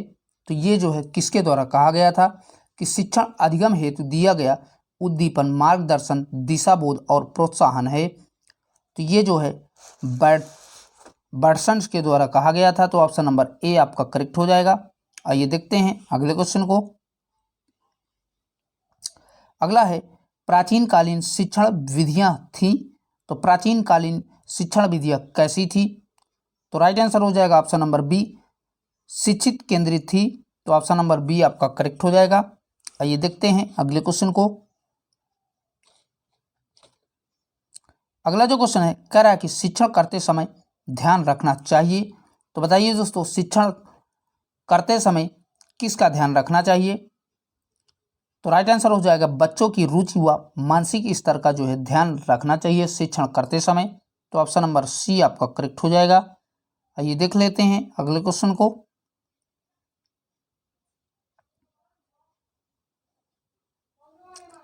अगला जो क्वेश्चन कह रहा है, शिक्षण को सुव्यवस्थित व प्रभावपूर्ण बनाने का माध्यम है। तो बताइए दोस्तों, शिक्षण को सुव्यवस्थित और प्रभावपूर्ण बनाने का माध्यम कैसा है।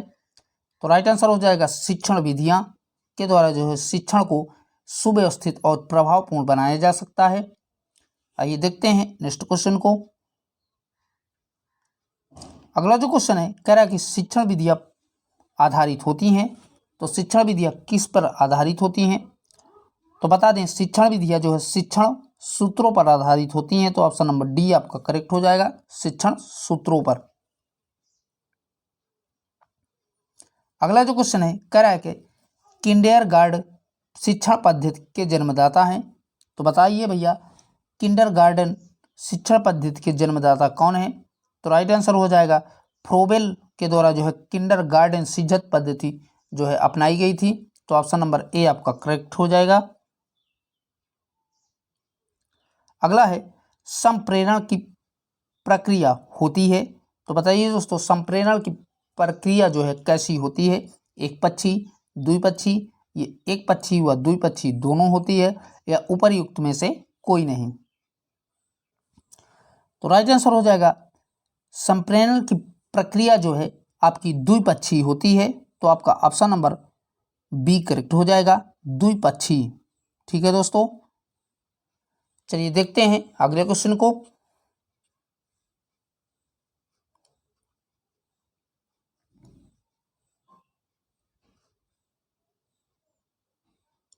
अगला जो क्वेश्चन है कह रहा है कि निम्नलिखित में से उपयुक्त शिक्षण सूत्र है। तो बताइए दोस्तों इनमें से कौन सा उपयुक्त शिक्षण सूत्र है। तो राइट आंसर हो जाएगा मूर्त से अमूर्त की ओर जाना, यही जो है शिक्षण का सबसे उत्तम जो है सूत्र है। तो ऑप्शन नंबर सी आपका करेक्ट हो जाएगा। चलिए देखते हैं अगले क्वेश्चन की ओर। अगला जो क्वेश्चन है कह रहा है कि शिक्षण का सामान्य सिद्धांत नहीं है। तो बताइए दोस्तों शिक्षण का इनमें से कौन सा सामान्य सिद्धांत नहीं है। तो राइट आंसर हो जाएगा परिणाम का सिद्धांत, ये जो है सामान्य सिद्धांत शिक्षण का नहीं है। और बात करें शिक्षण के सामान्य सिद्धांतों की, तो प्रेरणा का सिद्धांत, दूसरा आपका क्रियाशीलता का सिद्धांत, तीसरा आपका नियोजन का सिद्धांत, चौथा आपका रुचि का सिद्धांत, ये सारे के सारे जो है शिक्षण सिद्धांत हैं। तो याद रखिएगा। आइए देखते हैं अगले क्वेश्चन को। क्वेश्चन कह रहा है पूर्ण से अंश की ओर शिक्षण सूत्र आधारित है। तो बताइए दोस्तों पूर्ण से अंश की ओर शिक्षण सिद्धांत किस पर आधारित है, अर्थात किसने इसका प्रतिपादन किया था। तो ये जो है गेल्टास मनोविज्ञान पर आधारित है। तो ऑप्शन नंबर बी आपका करेक्ट हो जाएगा। किसके? गेल्टाक्स के मनोविज्ञान पर ये आधारित है पूर्ण से अंश की ओर शिक्षण का सूत्र। इंपॉर्टेंट है, याद रखिएगा। आइए देखते हैं अगले क्वेश्चन को। अगला जो क्वेश्चन है छात्र की शिक्षा सर्वदा स्थूल वस्तुओं तथा तथ्यों से होनी चाहिए, शब्दों परिभाषाओं तथा नियमों से नहीं, यह परिभाषा है। तो बताइए दोस्तों यह परिभाषा किसके द्वारा दी गई है कि छात्र की शिक्षा सर्वदा स्थूल वस्तुओं तथा तथ्यों से होनी चाहिए, ये किसके द्वारा परिभाषा दी गई है। तो ये जो है हर्बर्ट स्पेरेंस के द्वारा दी गई है। तो ऑप्शन नंबर डी आपका करेक्ट हो जाएगा। आइए देखते हैं अगले क्वेश्चन को। अगला जो क्वेश्चन है कह रहा है कि प्रयोग प्रदर्शन विधि सर्वाधिक उपयोगी है। तो बताइए दोस्तों प्रयोग प्रदर्शन विधि सर्वदा जो है किसके लिए उपयोगी होती है। तो यह जो है विज्ञान शिक्षण में उपयोगी होती है प्रयोग प्रदर्शन विधि। तो ऑप्शन नंबर ए आपका करेक्ट हो जाएगा। विज्ञान शिक्षण में इसका सबसे ज़्यादा प्रयोग प्रदर्शन का उपयोग किया जाता है। आइए देखते हैं अगले क्वेश्चन को। अगला जो क्वेश्चन है सूक्ष्म अवलोकन व निरीक्षण शक्ति के विकास में सहायक शिक्षण प्रविधि है। तो बताइए दोस्तों सूक्ष्म अवलोकन व निरीक्षण शक्ति के विकास में सहायक शिक्षण प्रविधि किसकी होती है। तो ऑप्शंस हैं व्याख्यान, दूसरा है प्रश्नोत्तर, तीसरा है कहानी और लास्ट है पर्यटन। तो राइट आंसर हो जाएगा ऑप्शन नंबर डी करेक्ट हो जाएगा। पर्यटन यही इसका सही जवाब हो जाएगा। ठीक है दोस्तों ऑप्शन नंबर डी आपका करेक्ट हो जाएगा। आइए देखते हैं नेक्स्ट क्वेश्चन को।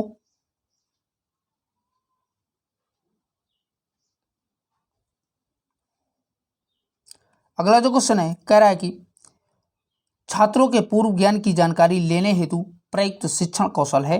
तो बताइए दोस्तों छात्रों के पूर्व ज्ञान की जानकारी लेना कैसा जो है शिक्षण कौशल होता है। तो यह जो है प्रस्तावना कौशल होता है। तो ऑप्शन नंबर ए आपका करेक्ट हो जाएगा। आइए देखते हैं अगले क्वेश्चन को। अगला जो क्वेश्चन है कह रहा है कि बच्चों में कल्पना शक्ति का विकास किया जा सकता है। तो बताइए दोस्तों बच्चों में कल्पना शक्ति का विकास कैसे किया जा सकता है। प्रश्नोत्तर द्वारा, कहानी द्वारा, व्याख्या द्वारा या समूह कार्य द्वारा। तो राइट आंसर हो जाएगा बच्चों में कल्पना शक्ति का विकास कहानियों के द्वारा किया जा सकता है। ऑप्शन नंबर बी आपका करेक्ट हो जाएगा। आइए बढ़ते हैं अब इसके अति लघु उत्तरीय प्रश्नों पर। अति लघु उत्तरीय का पहला क्वेश्चन है कह रहा है कि शिक्षण से क्या तात्पर्य है। तो बताना है आपको शिक्षण से क्या तात्पर्य है। तो बता दें शिक्षण जो है जब ज्ञान को एक स्थान से दूसरे स्थान तक पहुंचाया जाता है तो यह क्रिया शिक्षण कहलाती है। शिक्षण का मतलब है ज्ञान, अनुभव, कौशल को दूसरे के साथ साझा करना और उन्हीं के द्वारा जो हम सीखते हैं ये हमारा शिक्षण कार्य कहलाता है। कहने का मतलब जब ज्ञान को एक स्थान से दूसरे स्थान में परिवर्तित किया जाता है तो इस प्रकार की विधि को शिक्षण विधि कहते हैं या शिक्षण कहलाता है। ठीक है दोस्तों, याद रखिएगा। आइए देखते हैं अगले क्वेश्चन को। क्वेश्चन है शिक्षण के दो कोई उद्देश्य लिखिए। तो शिक्षण के दो उद्देश्य, ये आपका क्वेश्चन पीछे भी आ चुका है, यानी कि पहला आपका हो जाएगा छात्रों में आत्मविश्वास विकसित करना और दूसरा है छात्रों में जीवन चलने वाले अधिगम कौशल को बढ़ाना। तो ये आप 2 पॉइंट लिख सकते हैं। अगला है शिक्षण में प्रेरणा के सिद्धांत का क्या अभिप्राय है। तो ये भी क्वेश्चन आपका रिपीटेड क्वेश्चन है, क्योंकि ये आपका 2016 में इसको हम बता चुके हैं। ठीक है दोस्तों, अगर आप इसका स्क्रीनशॉट लेना चाहते हैं तो ले सकते हैं। चलिए बढ़ते हैं अगले क्वेश्चन को। क्वेश्चन है मूर्त से अमूर्त शिक्षण सूत्र से क्या आशय है। मोस्ट इंपॉर्टेंट है। तो बताइए दोस्तों, मूर्त से अमूर्त शिक्षण सूत्र का क्या आशय है। तो आपकी हेडिंग पड़ेगी मूर्त से अमूर्त शिक्षण सूत्र।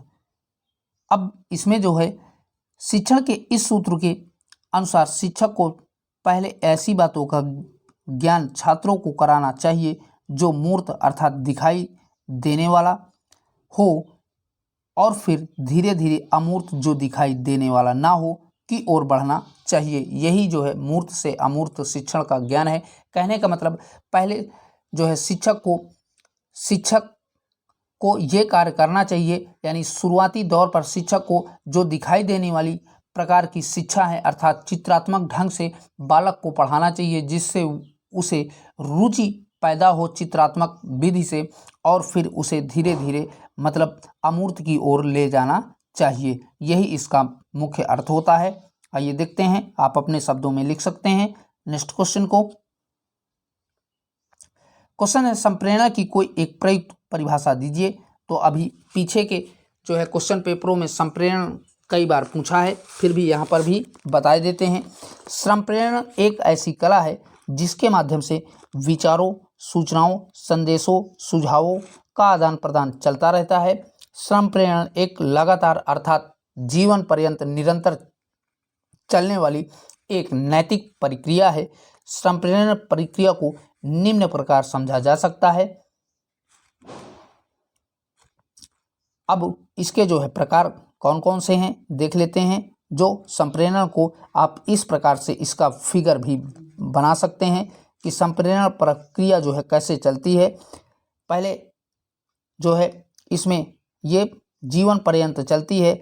संदेश, माध्यम, प्रतिपुष्टि और प्रेषक, ये सारी की सारी चीज़ें होती हैं इसके संप्रेरण प्रक्रिया में। तो आप ये फिगर को जो है नोट डाउन कर लीजिए अच्छे से, और ये जो है फिगर तौर से आप लिखेंगे तो आपको अच्छे मार्क्स मिलेंगे। ठीक है दोस्तों, आइए देखते हैं अगले क्वेश्चन को। क्वेश्चन कह रहा है संप्रेरण के दो प्रमुख प्रकारों का उल्लेख कीजिए। तो आपको संप्रेरण के दो प्रमुख प्रकार बताने हैं। तो हेडिंग पड़ेगी आपकी संप्रेरण के दो प्रमुख प्रकार निम्नलिखित हैं। पहला आपका शाब्दिक संप्रेरण और दूसरा जो है अशाब्दिक संप्रेरण। तो शाब्दिक संप्रेरण में है कि इस संप्रेरण में सदैव भाषा का प्रयोग किया जाता है। कहने का मतलब शाब्दिक संप्रेरण में हमेशा भाषा का प्रयोग किया जाता है। और अशाब्दिक जो है संप्रेरण में, इस संप्रेरण में शरीर की भाषा, हाव भाव और चेहरे के भाव का जो है उपयोग दूसरे तक पहुंचाने के लिए किया जाता है। तो आई होप दोनों के दोनों आपको क्लियर हो गए होंगे। शाब्दिक संप्रेरण में इसमें केवल भाषा का प्रयोग किया जाता है। अशाब्दिक संप्रेरण में क्या होता है कि इसमें शरीर के हाव भाव, व्यवहार और भावों का जो है उपयोग करके दूसरों तक अपनी बात को पहुंचाने में किया जाता है। तो याद रखिएगा। आइए देखते हैं अगले क्वेश्चन को। क्वेश्चन कह रहा है शिक्षण में प्रश्नोत्तर विधि का क्या महत्व है। मोस्ट इंपॉर्टेंट है। तो बताइए दोस्तों, शिक्षण में जो है प्रश्नोत्तर प्रविधि का क्या महत्व है। तो आपकी हेडिंग पड़ेगी कि शिक्षण में प्रश्नोत्तर प्रविधि का महत्व। तो पहला आप पॉइंट बना करके लिख सकते हैं, शिक्षार्थी प्रश्न भी पूछता है और प्रश्नों के उत्तर भी देता है, अतः उसमें विश्वास की भावना जागृत होती है तथा साथ ही उसकी संकोच करने की प्रवृत्ति समाप्त हो जाती है। इस विधि में आपका ये पहला पॉइंट हो सकता है। दूसरा आप बना करके लिखेंगे कि प्रश्नोत्तर प्रविधि में विद्यार्थी में सोच समझने एवं तर्क करने की क्षमता का विकास होता है। तीसरा पॉइंट आपका बनेगा शिक्षार्थी इस प्रविधि के माध्यम से अध्ययन अध्यापन प्रक्रिया में सक्रिय रूप से भाग लेते हैं। ठीक है दोस्तों, आगे बढ़ते हैं।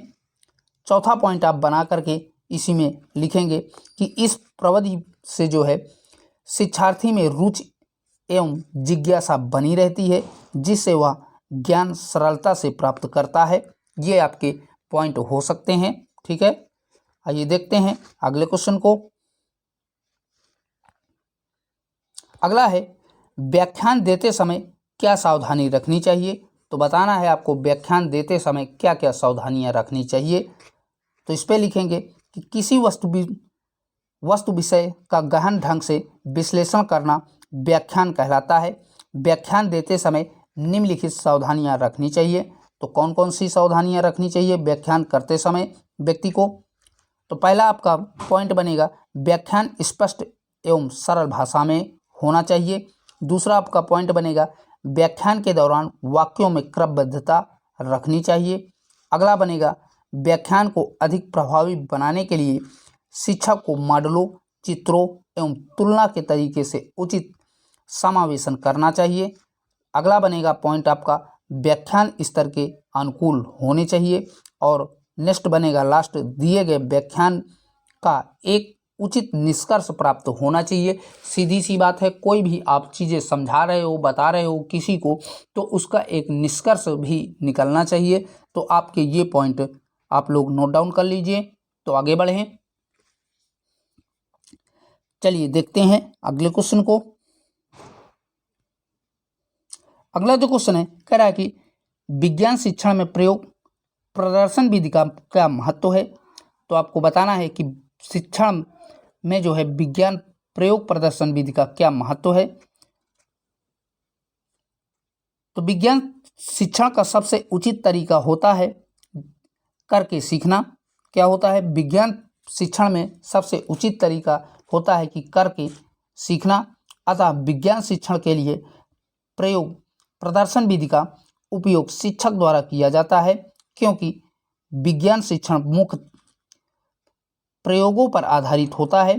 ठीक है, किस पर आधारित होता है, विज्ञान शिक्षण मुख्यतः ये जो है प्रयोगों पर आधारित होता है।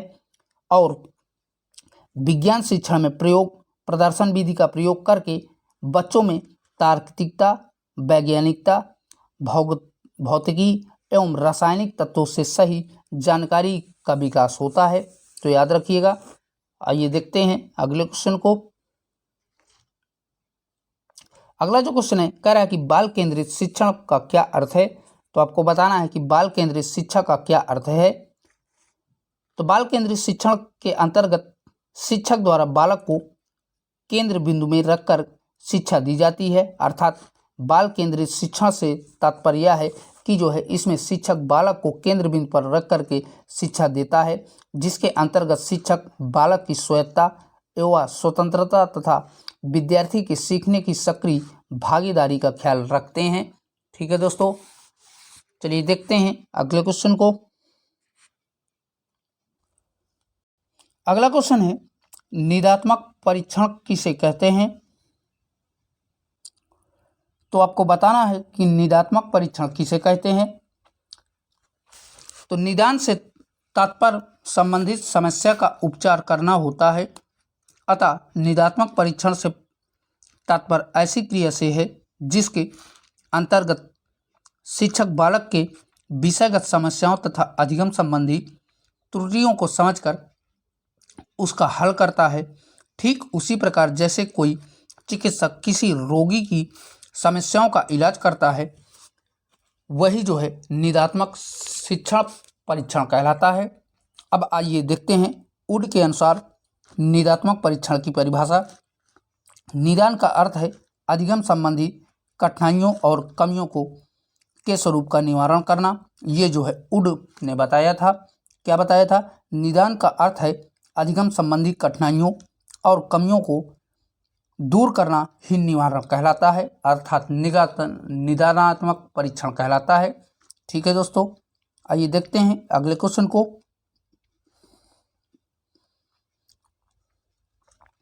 क्वेश्चन है बहुस्तरीय शिक्षण का क्या उद्देश्य है। तो आपको बताना है कि बहुस्तरीय शिक्षण का उद्देश्य क्या है। तो बहुस्तरीय शिक्षण का उद्देश्य निम्नलिखित है। ये आप जो है पॉइंट बना करके लिख सकते हैं कि पहला आपका बालकों के तार्किक सृजनात्मक शक्ति का विकास करना। दूसरा आप लिख सकते हैं शिक्षण प्रक्रिया को सुचारू रूप से चलाना। तीसरा लिख सकते हैं विद्यालय में अनुशासन बनाए रखना। चौथा लिख सकते हैं शैक्षिक समस्याओं का समाधान करना। पांचवा लिख सकते हैं छात्रों को पाठ्यक्रम में निर्देशित दक्षताओं में प्रवीण करना। ये आप पॉइंट बना करके लिखेंगे तो आप ज़्यादा जो है परसेंटेज गेन कर पाएंगे। ठीक है, और जल्दी से जल्दी आपकी कॉपी भी भर जाएगी जब आप हेडिंग बना करके लिखेंगे। आइए देखते हैं नेक्स्ट क्वेश्चन को। अगला जो क्वेश्चन है कह रहा है कि खेल पर आधारित किन्हीं दो शिक्षण पद्धतियों का उल्लेख कीजिए। तो आपको बताना है कि खेल पर आधारित किन्हीं दो शिक्षण पद्धतियों पर टिप्पणी करना है। तो यद्यपि शिक्षण के अंतर्गत खेल विधि का जन्मदाता फ्रोवेल को माना जाता है, लेकिन आधुनिक युग में बालकों को शिक्षा देने के लिए खेल विधि का प्रयोग प्रबल समर्थन हेनरी कार्लवाइक उक को माना जाता है। तो किसने माना जाता है? हेनरी कार्लवाइक उक को माना जाता है, और इसके जन्मदाता जो है फ्रोवेल माने जाते हैं। ठीक है दोस्तों, अब इसकी दो विधियां देख लेते हैं शिक्षण खेल की। तो पहली आपकी हेडिंग पड़ेगी किंडरगार्टन पद्धति। तो किंडरगार्टन पद्धति में क्या होता है कि शिक्षण में किंडरगार्टन पद्धति एक जर्मन शिक्षा शास्त्री फ्रेडरिक फ्रोवेल द्वारा प्रस्तावित, जिसने 1837 में जर्मनी में पहला किंडरगार्टन स्कूल स्थापित किया था। इस विधि में फ्रोवेल ने बच्चों को पौधे के रूप में और शिक्षकों को बागबान के रूप में चित्रित किया है, क्योंकि वे आशावादी होते हैं जो युवा अंकुर को बढ़ने और लिखने की क्षमता को बढ़ा दे सकते हैं। यह बच्चों को स्वस्थ रखने के लिए विकास और वृद्धि के शारीरिक सिद्धांत पर आधारित है। बच्चे की समग्र विकास और विषय की समझ को और अधिक प्रभाव बनाने में सक्षम होती है। तो कहने का मतलब फ्रोवेल विधि में फ्रोवेल ने क्या किया था कि एक जो है बच्चों को पौधे के रूप में और शिक्षक को बागवान के रूप में दर्शाया है। और इस विधि में वह बताते हैं कि कोई भी बालक जब शिक्षण कार्य ग्रहण करता है तो वह एक पौधे के समान होता है, और शिक्षक जो है एक बागवान के रूप में होता है जो शिक्षण देते समय उन बच्चों की रखवाली की तरह करता है और धीरे धीरे वह उन्हें उनके लक्ष्यों तक पहुंचाता है। दूसरी आपकी है मॉन्टेसरी पद्धति। तो मॉन्टेसरी पद्धति में क्या हुआ था, आइए देख लेते हैं।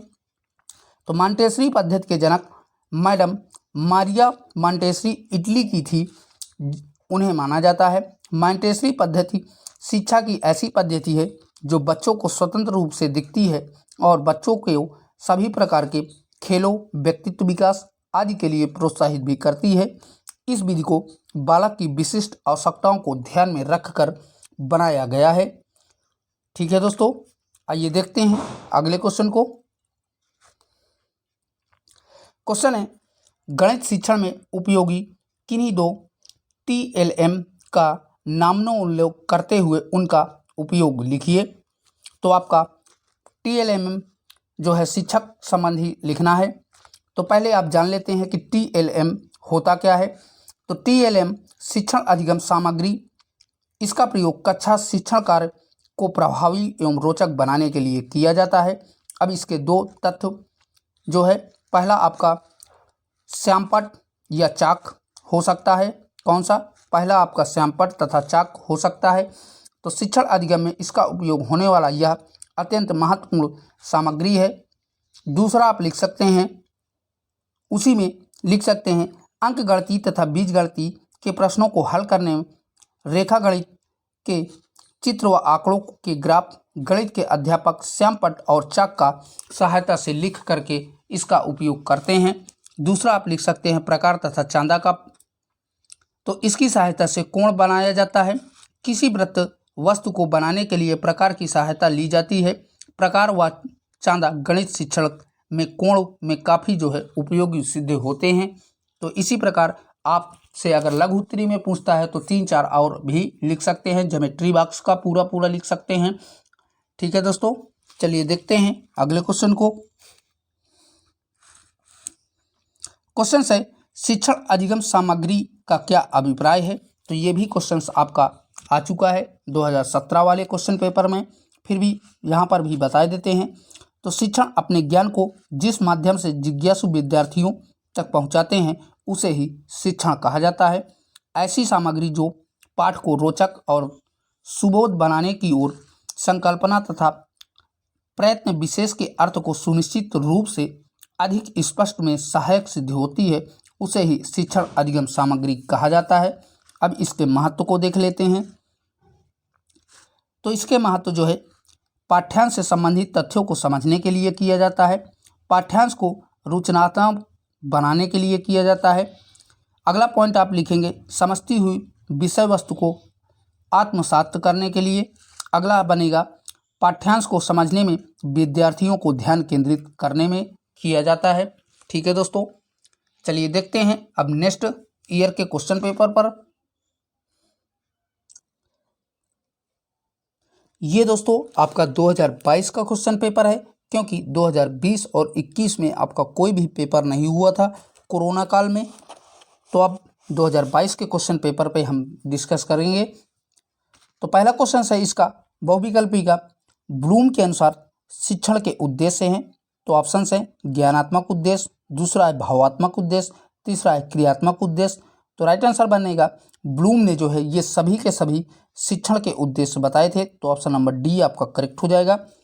और बता दें ब्लूम के ने शिक्षण में जो है संप्रेषण की सुविधा के लिए शैक्षिक उद्देश्यों के रूप में 3 भागों में विभक्त किया था। पहला आपका ज्ञानात्मक, दूसरा भावात्मक और तीसरा जो है क्रियात्मक उद्देश्य। तो यही 3 प्रकार के उद्देश्य ब्लूम ने बताए थे। चलिए देखते हैं नेक्स्ट क्वेश्चन को। अगला जो क्वेश्चन है सा विद्या या विभक्ति शिक्षा का उद्देश्य किस विचारधारा का मानना है। तो ये जो है आपका आदर्शवादी विचारधारा का मानना है। तो ऑप्शन नंबर ए आपका करेक्ट हो जाएगा। ठीक है दोस्तों,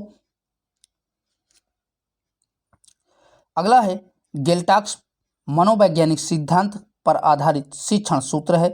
तो बताइए दोस्तों गेल्टाक्स मनोविज्ञान सिद्धांत पर आधारित जो शिक्षण सूत्र है वह किस पर आधारित है। तो ये जो है पूर्ण अंश पर आधारित है। तो ऑप्शन नंबर सी आपका करेक्ट हो जाएगा। चलिए देखते हैं अगले क्वेश्चन को।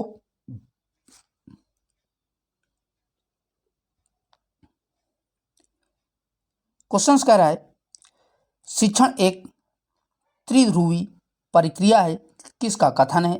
तो बताइए दोस्तों यह किसका कथन है कि शिक्षण एक त्रिध्रुवी प्रक्रिया है। तो यह जो है जॉन डीवी के द्वारा कहा गया था। तो ऑप्शन नंबर ए आपका करेक्ट हो जाएगा। ठीक है दोस्तों,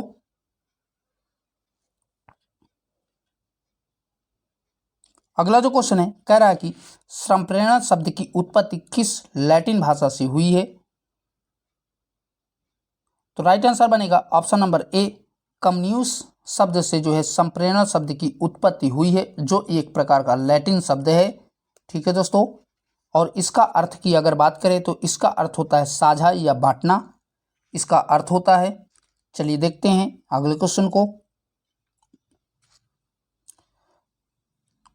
अगला जो क्वेश्चन है कह रहा है कि संप्रेरणा के प्रकार हैं। तो बताइए दोस्तों संप्रेरणा के कौन कौन से प्रकार हैं। तो संप्रेरणा के 3 प्रकार होते हैं। तो ऑप्शन नंबर डी आपका करेक्ट हो जाएगा। मोस्ट इंपॉर्टेंट है, याद रखिएगा। तो संप्रेरणा के 3 प्रकार कौन से हैं। मौखिक संप्रेरण, लिखित संप्रेरण और अशाब्दिक संप्रेरण, जिसे आप असांगिक संप्रेरण के नाम से भी जानते हैं। इसका ग्राफ भी देख लीजिए, इस टाइप से इसका ग्राफ बनेगा। ठीक है दोस्तों, संप्रेरण, फिर इसके बाद एक तरफ आपका आता है शाब्दिक संप्रेरण, एक तरफ आता है शाब्दिक संप्रेरण।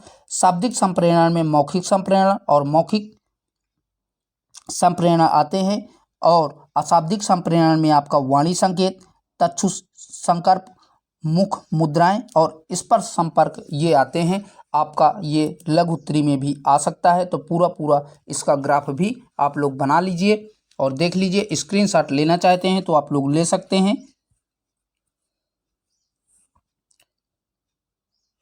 और इसको हम छोटा किए दे रहे हैं, स्क्रीनशॉट आप ले सकते हैं बहुत अच्छी तरीके से।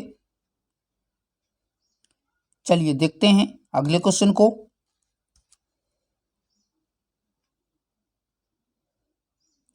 अगला जो क्वेश्चन है कह रहा है कि प्रोजेक्ट पद्धति के जन्मदाता हैं।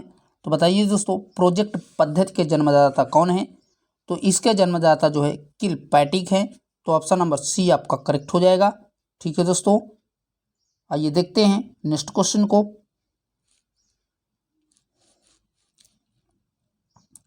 क्वेश्चन है, निम्न में से शिक्षण का सामान्य सिद्धांत नहीं है। तो बताइए दोस्तों, इनमें से कौन सा शिक्षण का जो है सामान्य सिद्धांत नहीं है? तो राइट आंसर हो जाएगा परिणाम का सिद्धांत। ये आपका शिक्षण का सिद्धांत नहीं है। ये क्वेश्चन आपका 2019 में भी पूछा गया था, तो याद रखिएगा। चलिए देखते हैं अगले क्वेश्चन को। दोस्तों, जो क्वेश्चन रिपीटेड हो रहे हैं बार बार, उनको आप विशेष तौर पे जो है अच्छे से पढ़ के जाइएगा। अगला क्वेश्चन है, कल्पना एवं तर्क शक्ति का विकास किस शिक्षण प्रविधि के माध्यम से करते हैं? तो आप सभी को पता होगा कि कहानी प्रविधि के माध्यम से किया जाता है। तो ऑप्शन नंबर डी आपका करेक्ट हो जाएगा। ये भी आपका 2017 में पूछा हुआ क्वेश्चन पेपर है, क्वेश्चन आया था। अगला क्वेश्चन है, कह रहा है कि सुकराती प्रविधि कहते हैं। तो बताइए दोस्तों, सुकराती प्रविधि किसे कहा जाता है? तो प्रश्नोत्तर विधि को सुकराती प्रविधि कहा जाता है। तो ऑप्शन नंबर सी आपका करेक्ट हो जाएगा। आइए देखते हैं अगले क्वेश्चन को। क्वेश्चन कह रहा है, शिक्षक केंद्रित शिक्षण में शिक्षा का केंद्र बिंदु कौन होता है? तो इसका जो है केंद्र बिंदु शिक्षक होता है। तो ऑप्शन नंबर ए आपका करेक्ट हो जाएगा। चलिए देखते हैं अगले क्वेश्चन को। क्वेश्चन है, सूक्ष्म शिक्षण पद्धति के जन्मदाता हैं। तो अभी थोड़ी देर पहले ही हमने बताया था कि इसके जो है सूक्ष्म शिक्षण पद्धति के जन्मदाता कौन है। ये आपके 2019 में भी आ चुका है ये क्वेश्चन। तो राइट आंसर हो जाएगा डी, एलन को जो है सूक्ष्म शिक्षण के जन्मदाता कहा जाता है। क्वेश्चन है, पाठ प्रस्तावना कौशल का आधार बिंदु है। तो बताइए दोस्तों, पाठ प्रस्तावना कौशल का आधार बिंदु क्या है? बताइए दोस्तों। तो राइट आंसर बनेगा पूर्व ज्ञान। यही जो है पाठ प्रस्तावना कौशल का आधार बिंदु होता है। तो ऑप्शन नंबर आपका सी करेक्ट हो जाएगा। ठीक है दोस्तों, आइए देखते हैं अगले क्वेश्चन को।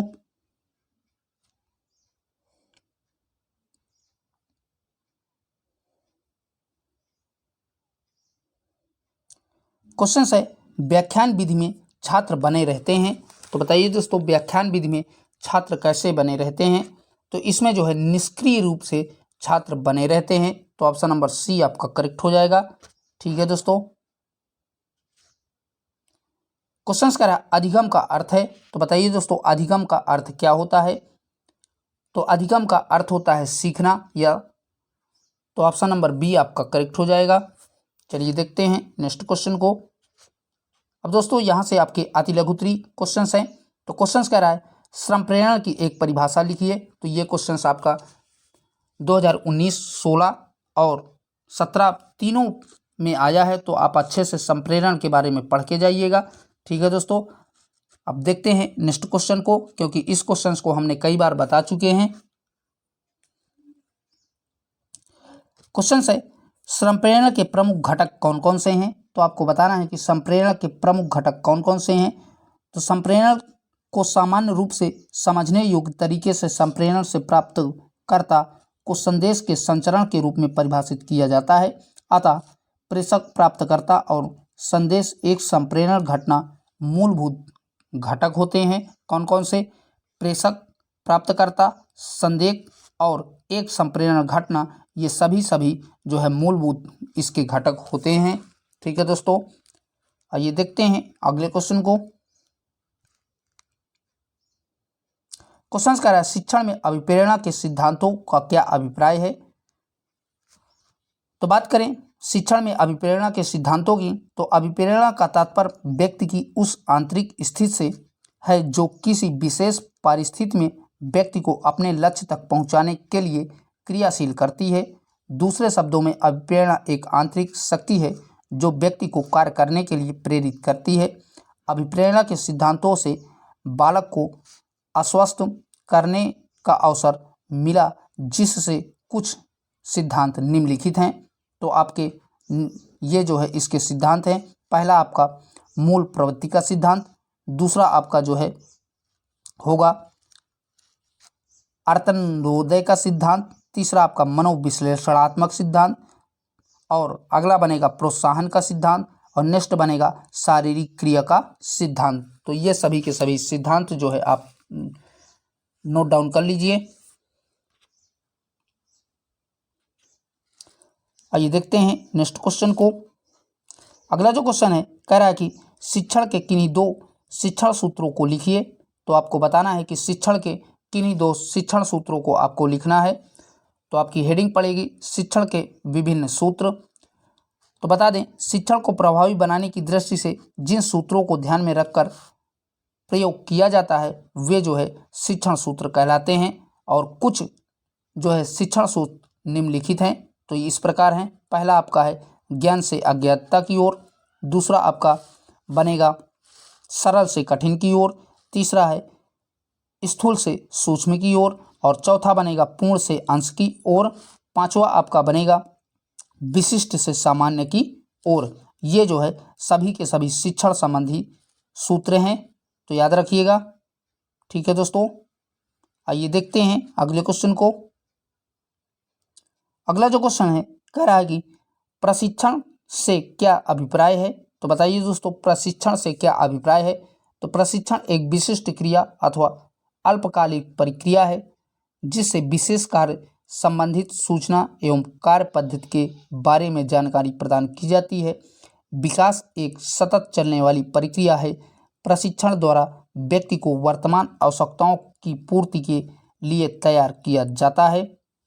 ठीक है दोस्तों, आइए देखते हैं नेक्स्ट क्वेश्चन को।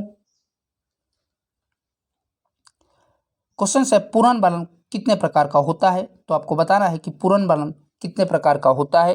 तो पूर्ण वर्णन जो है दो प्रकार का होता है, धनात्मक और ऋणात्मक। ठीक है, तो यही दोनों प्रकार आप लोग लिख सकते हैं। चलिए देखते हैं अगले क्वेश्चन को। क्योंकि ये अति लघुत्तरी है तो ज़्यादा इसमें हम डिटेल में नहीं जा रहे हैं। अगला है आपेक्षिक अधिगम शब्द का शाब्दिक अर्थ है, बताइए। तो आपको आपेक्षिक अधिगम का जो है शाब्दिक अर्थ बताना है। तो आपेक्षिक अधिगम स्तर की रचना तीन शब्दों से हुई है। कौन से? आपेक्षिक अधिगम तथा स्तर, यही तीन शब्दों से मिलकर के आपेक्षिक अधिगम शब्द की रचना का निर्माण किया गया है। तो आपेक्षिक शब्द का अर्थ होता है ज्ञात करना, अधिगम शब्द का अर्थ होता है सीखना, अर्थात सीखने को जीव उपयोगी दक्षताओं में परिवर्तन करना ही अधिगम कहलाता है। स्तर शब्द का आशय है उपलब्धि से जो है, तो याद रखिएगा। चलिए देखते हैं अगले क्वेश्चन को।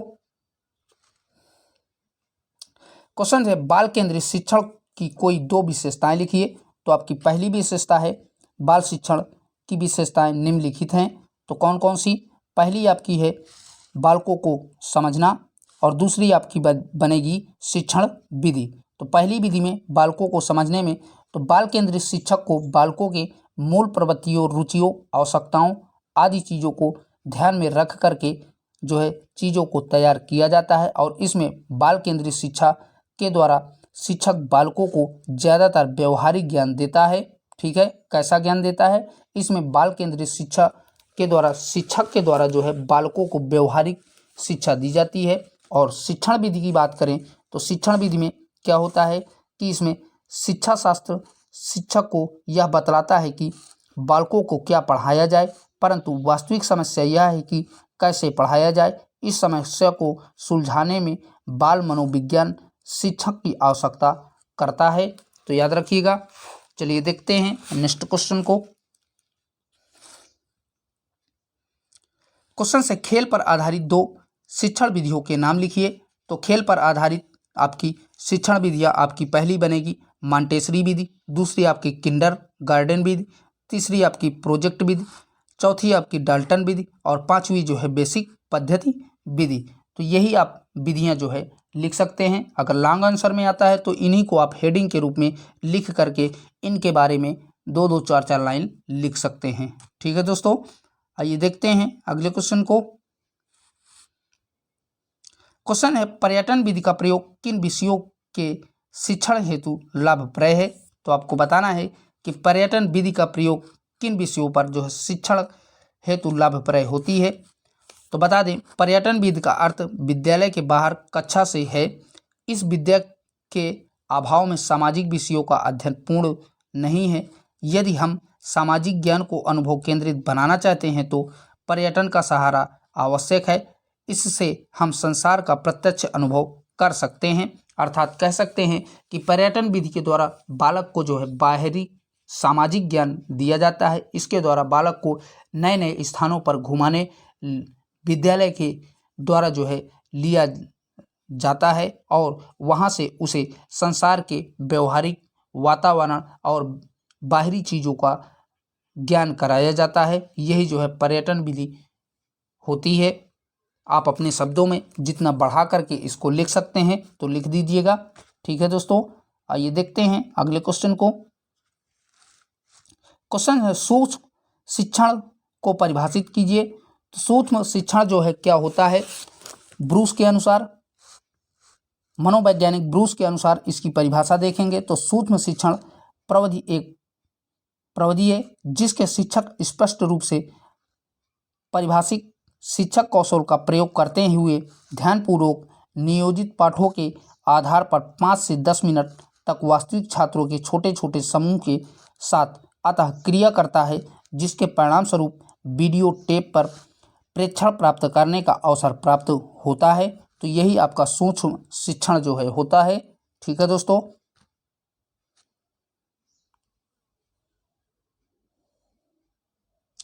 क्वेश्चन है शिक्षण कौशल की एक परिभाषा दीजिए। तो आपको शिक्षण कौशल की एक परिभाषा देना है।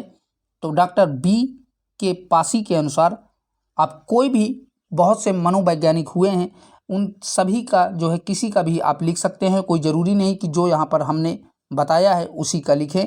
आपके माइंड में एग्जाम में जिसका भी नाम आ जाए आप किसी का भी लिख दीजिएगा। ठीक है, कोई ज़रूरी नहीं कि आपका बिल्कुल करेक्ट ही लिखा जाए, जो किताब में हो वही लिखा जाए। आपको किसी भी मनोवैज्ञानिक का नाम आता है तो आप तुरंत उसका नाम लिख करके अपने क्वेश्चन को कंप्लीट करिएगा। एक भी क्वेश्चन आप छोड़ करके मत आइएगा। मैं गारंटी लेता हूं कि आपका जो है 70+ मार्क्स जरूर आएंगे।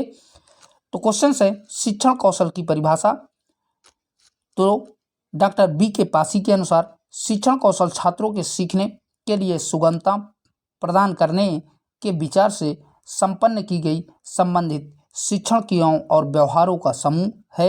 ये जो है डॉक्टर बी के पासी ने जो है बताया था। आइए देखते हैं नेक्स्ट क्वेश्चन को। क्वेश्चन है श्याम पट कौशल के किन 2 घटकों के नाम लिखिए।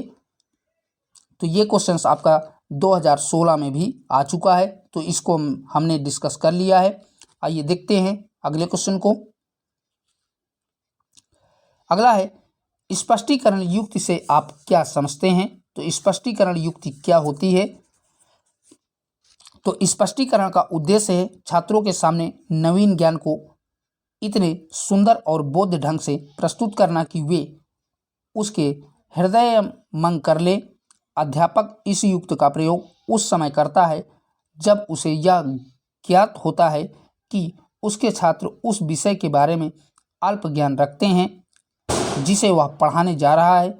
इस प्रकार स्पष्टीकरण का अर्थ है खेलना, प्रदर्शित करना, सिखाना, प्रकाश में ले जाना आदि चीज़ें जो है इसके अंतर्गत आती हैं। ठीक है दोस्तों, तो दोस्तों इस क्लास में यहीं तक, क्योंकि आपकी क्लास बहुत ही बड़ी हुई जा रही है। जो बचे हुए ईयर के क्वेश्चन पेपर हैं उनको हम अगली क्लास में आपको आज शाम को ही कवर करवा देंगे। तो तब तक के लिए बाय बाय, टेक केयर, जय हिंद।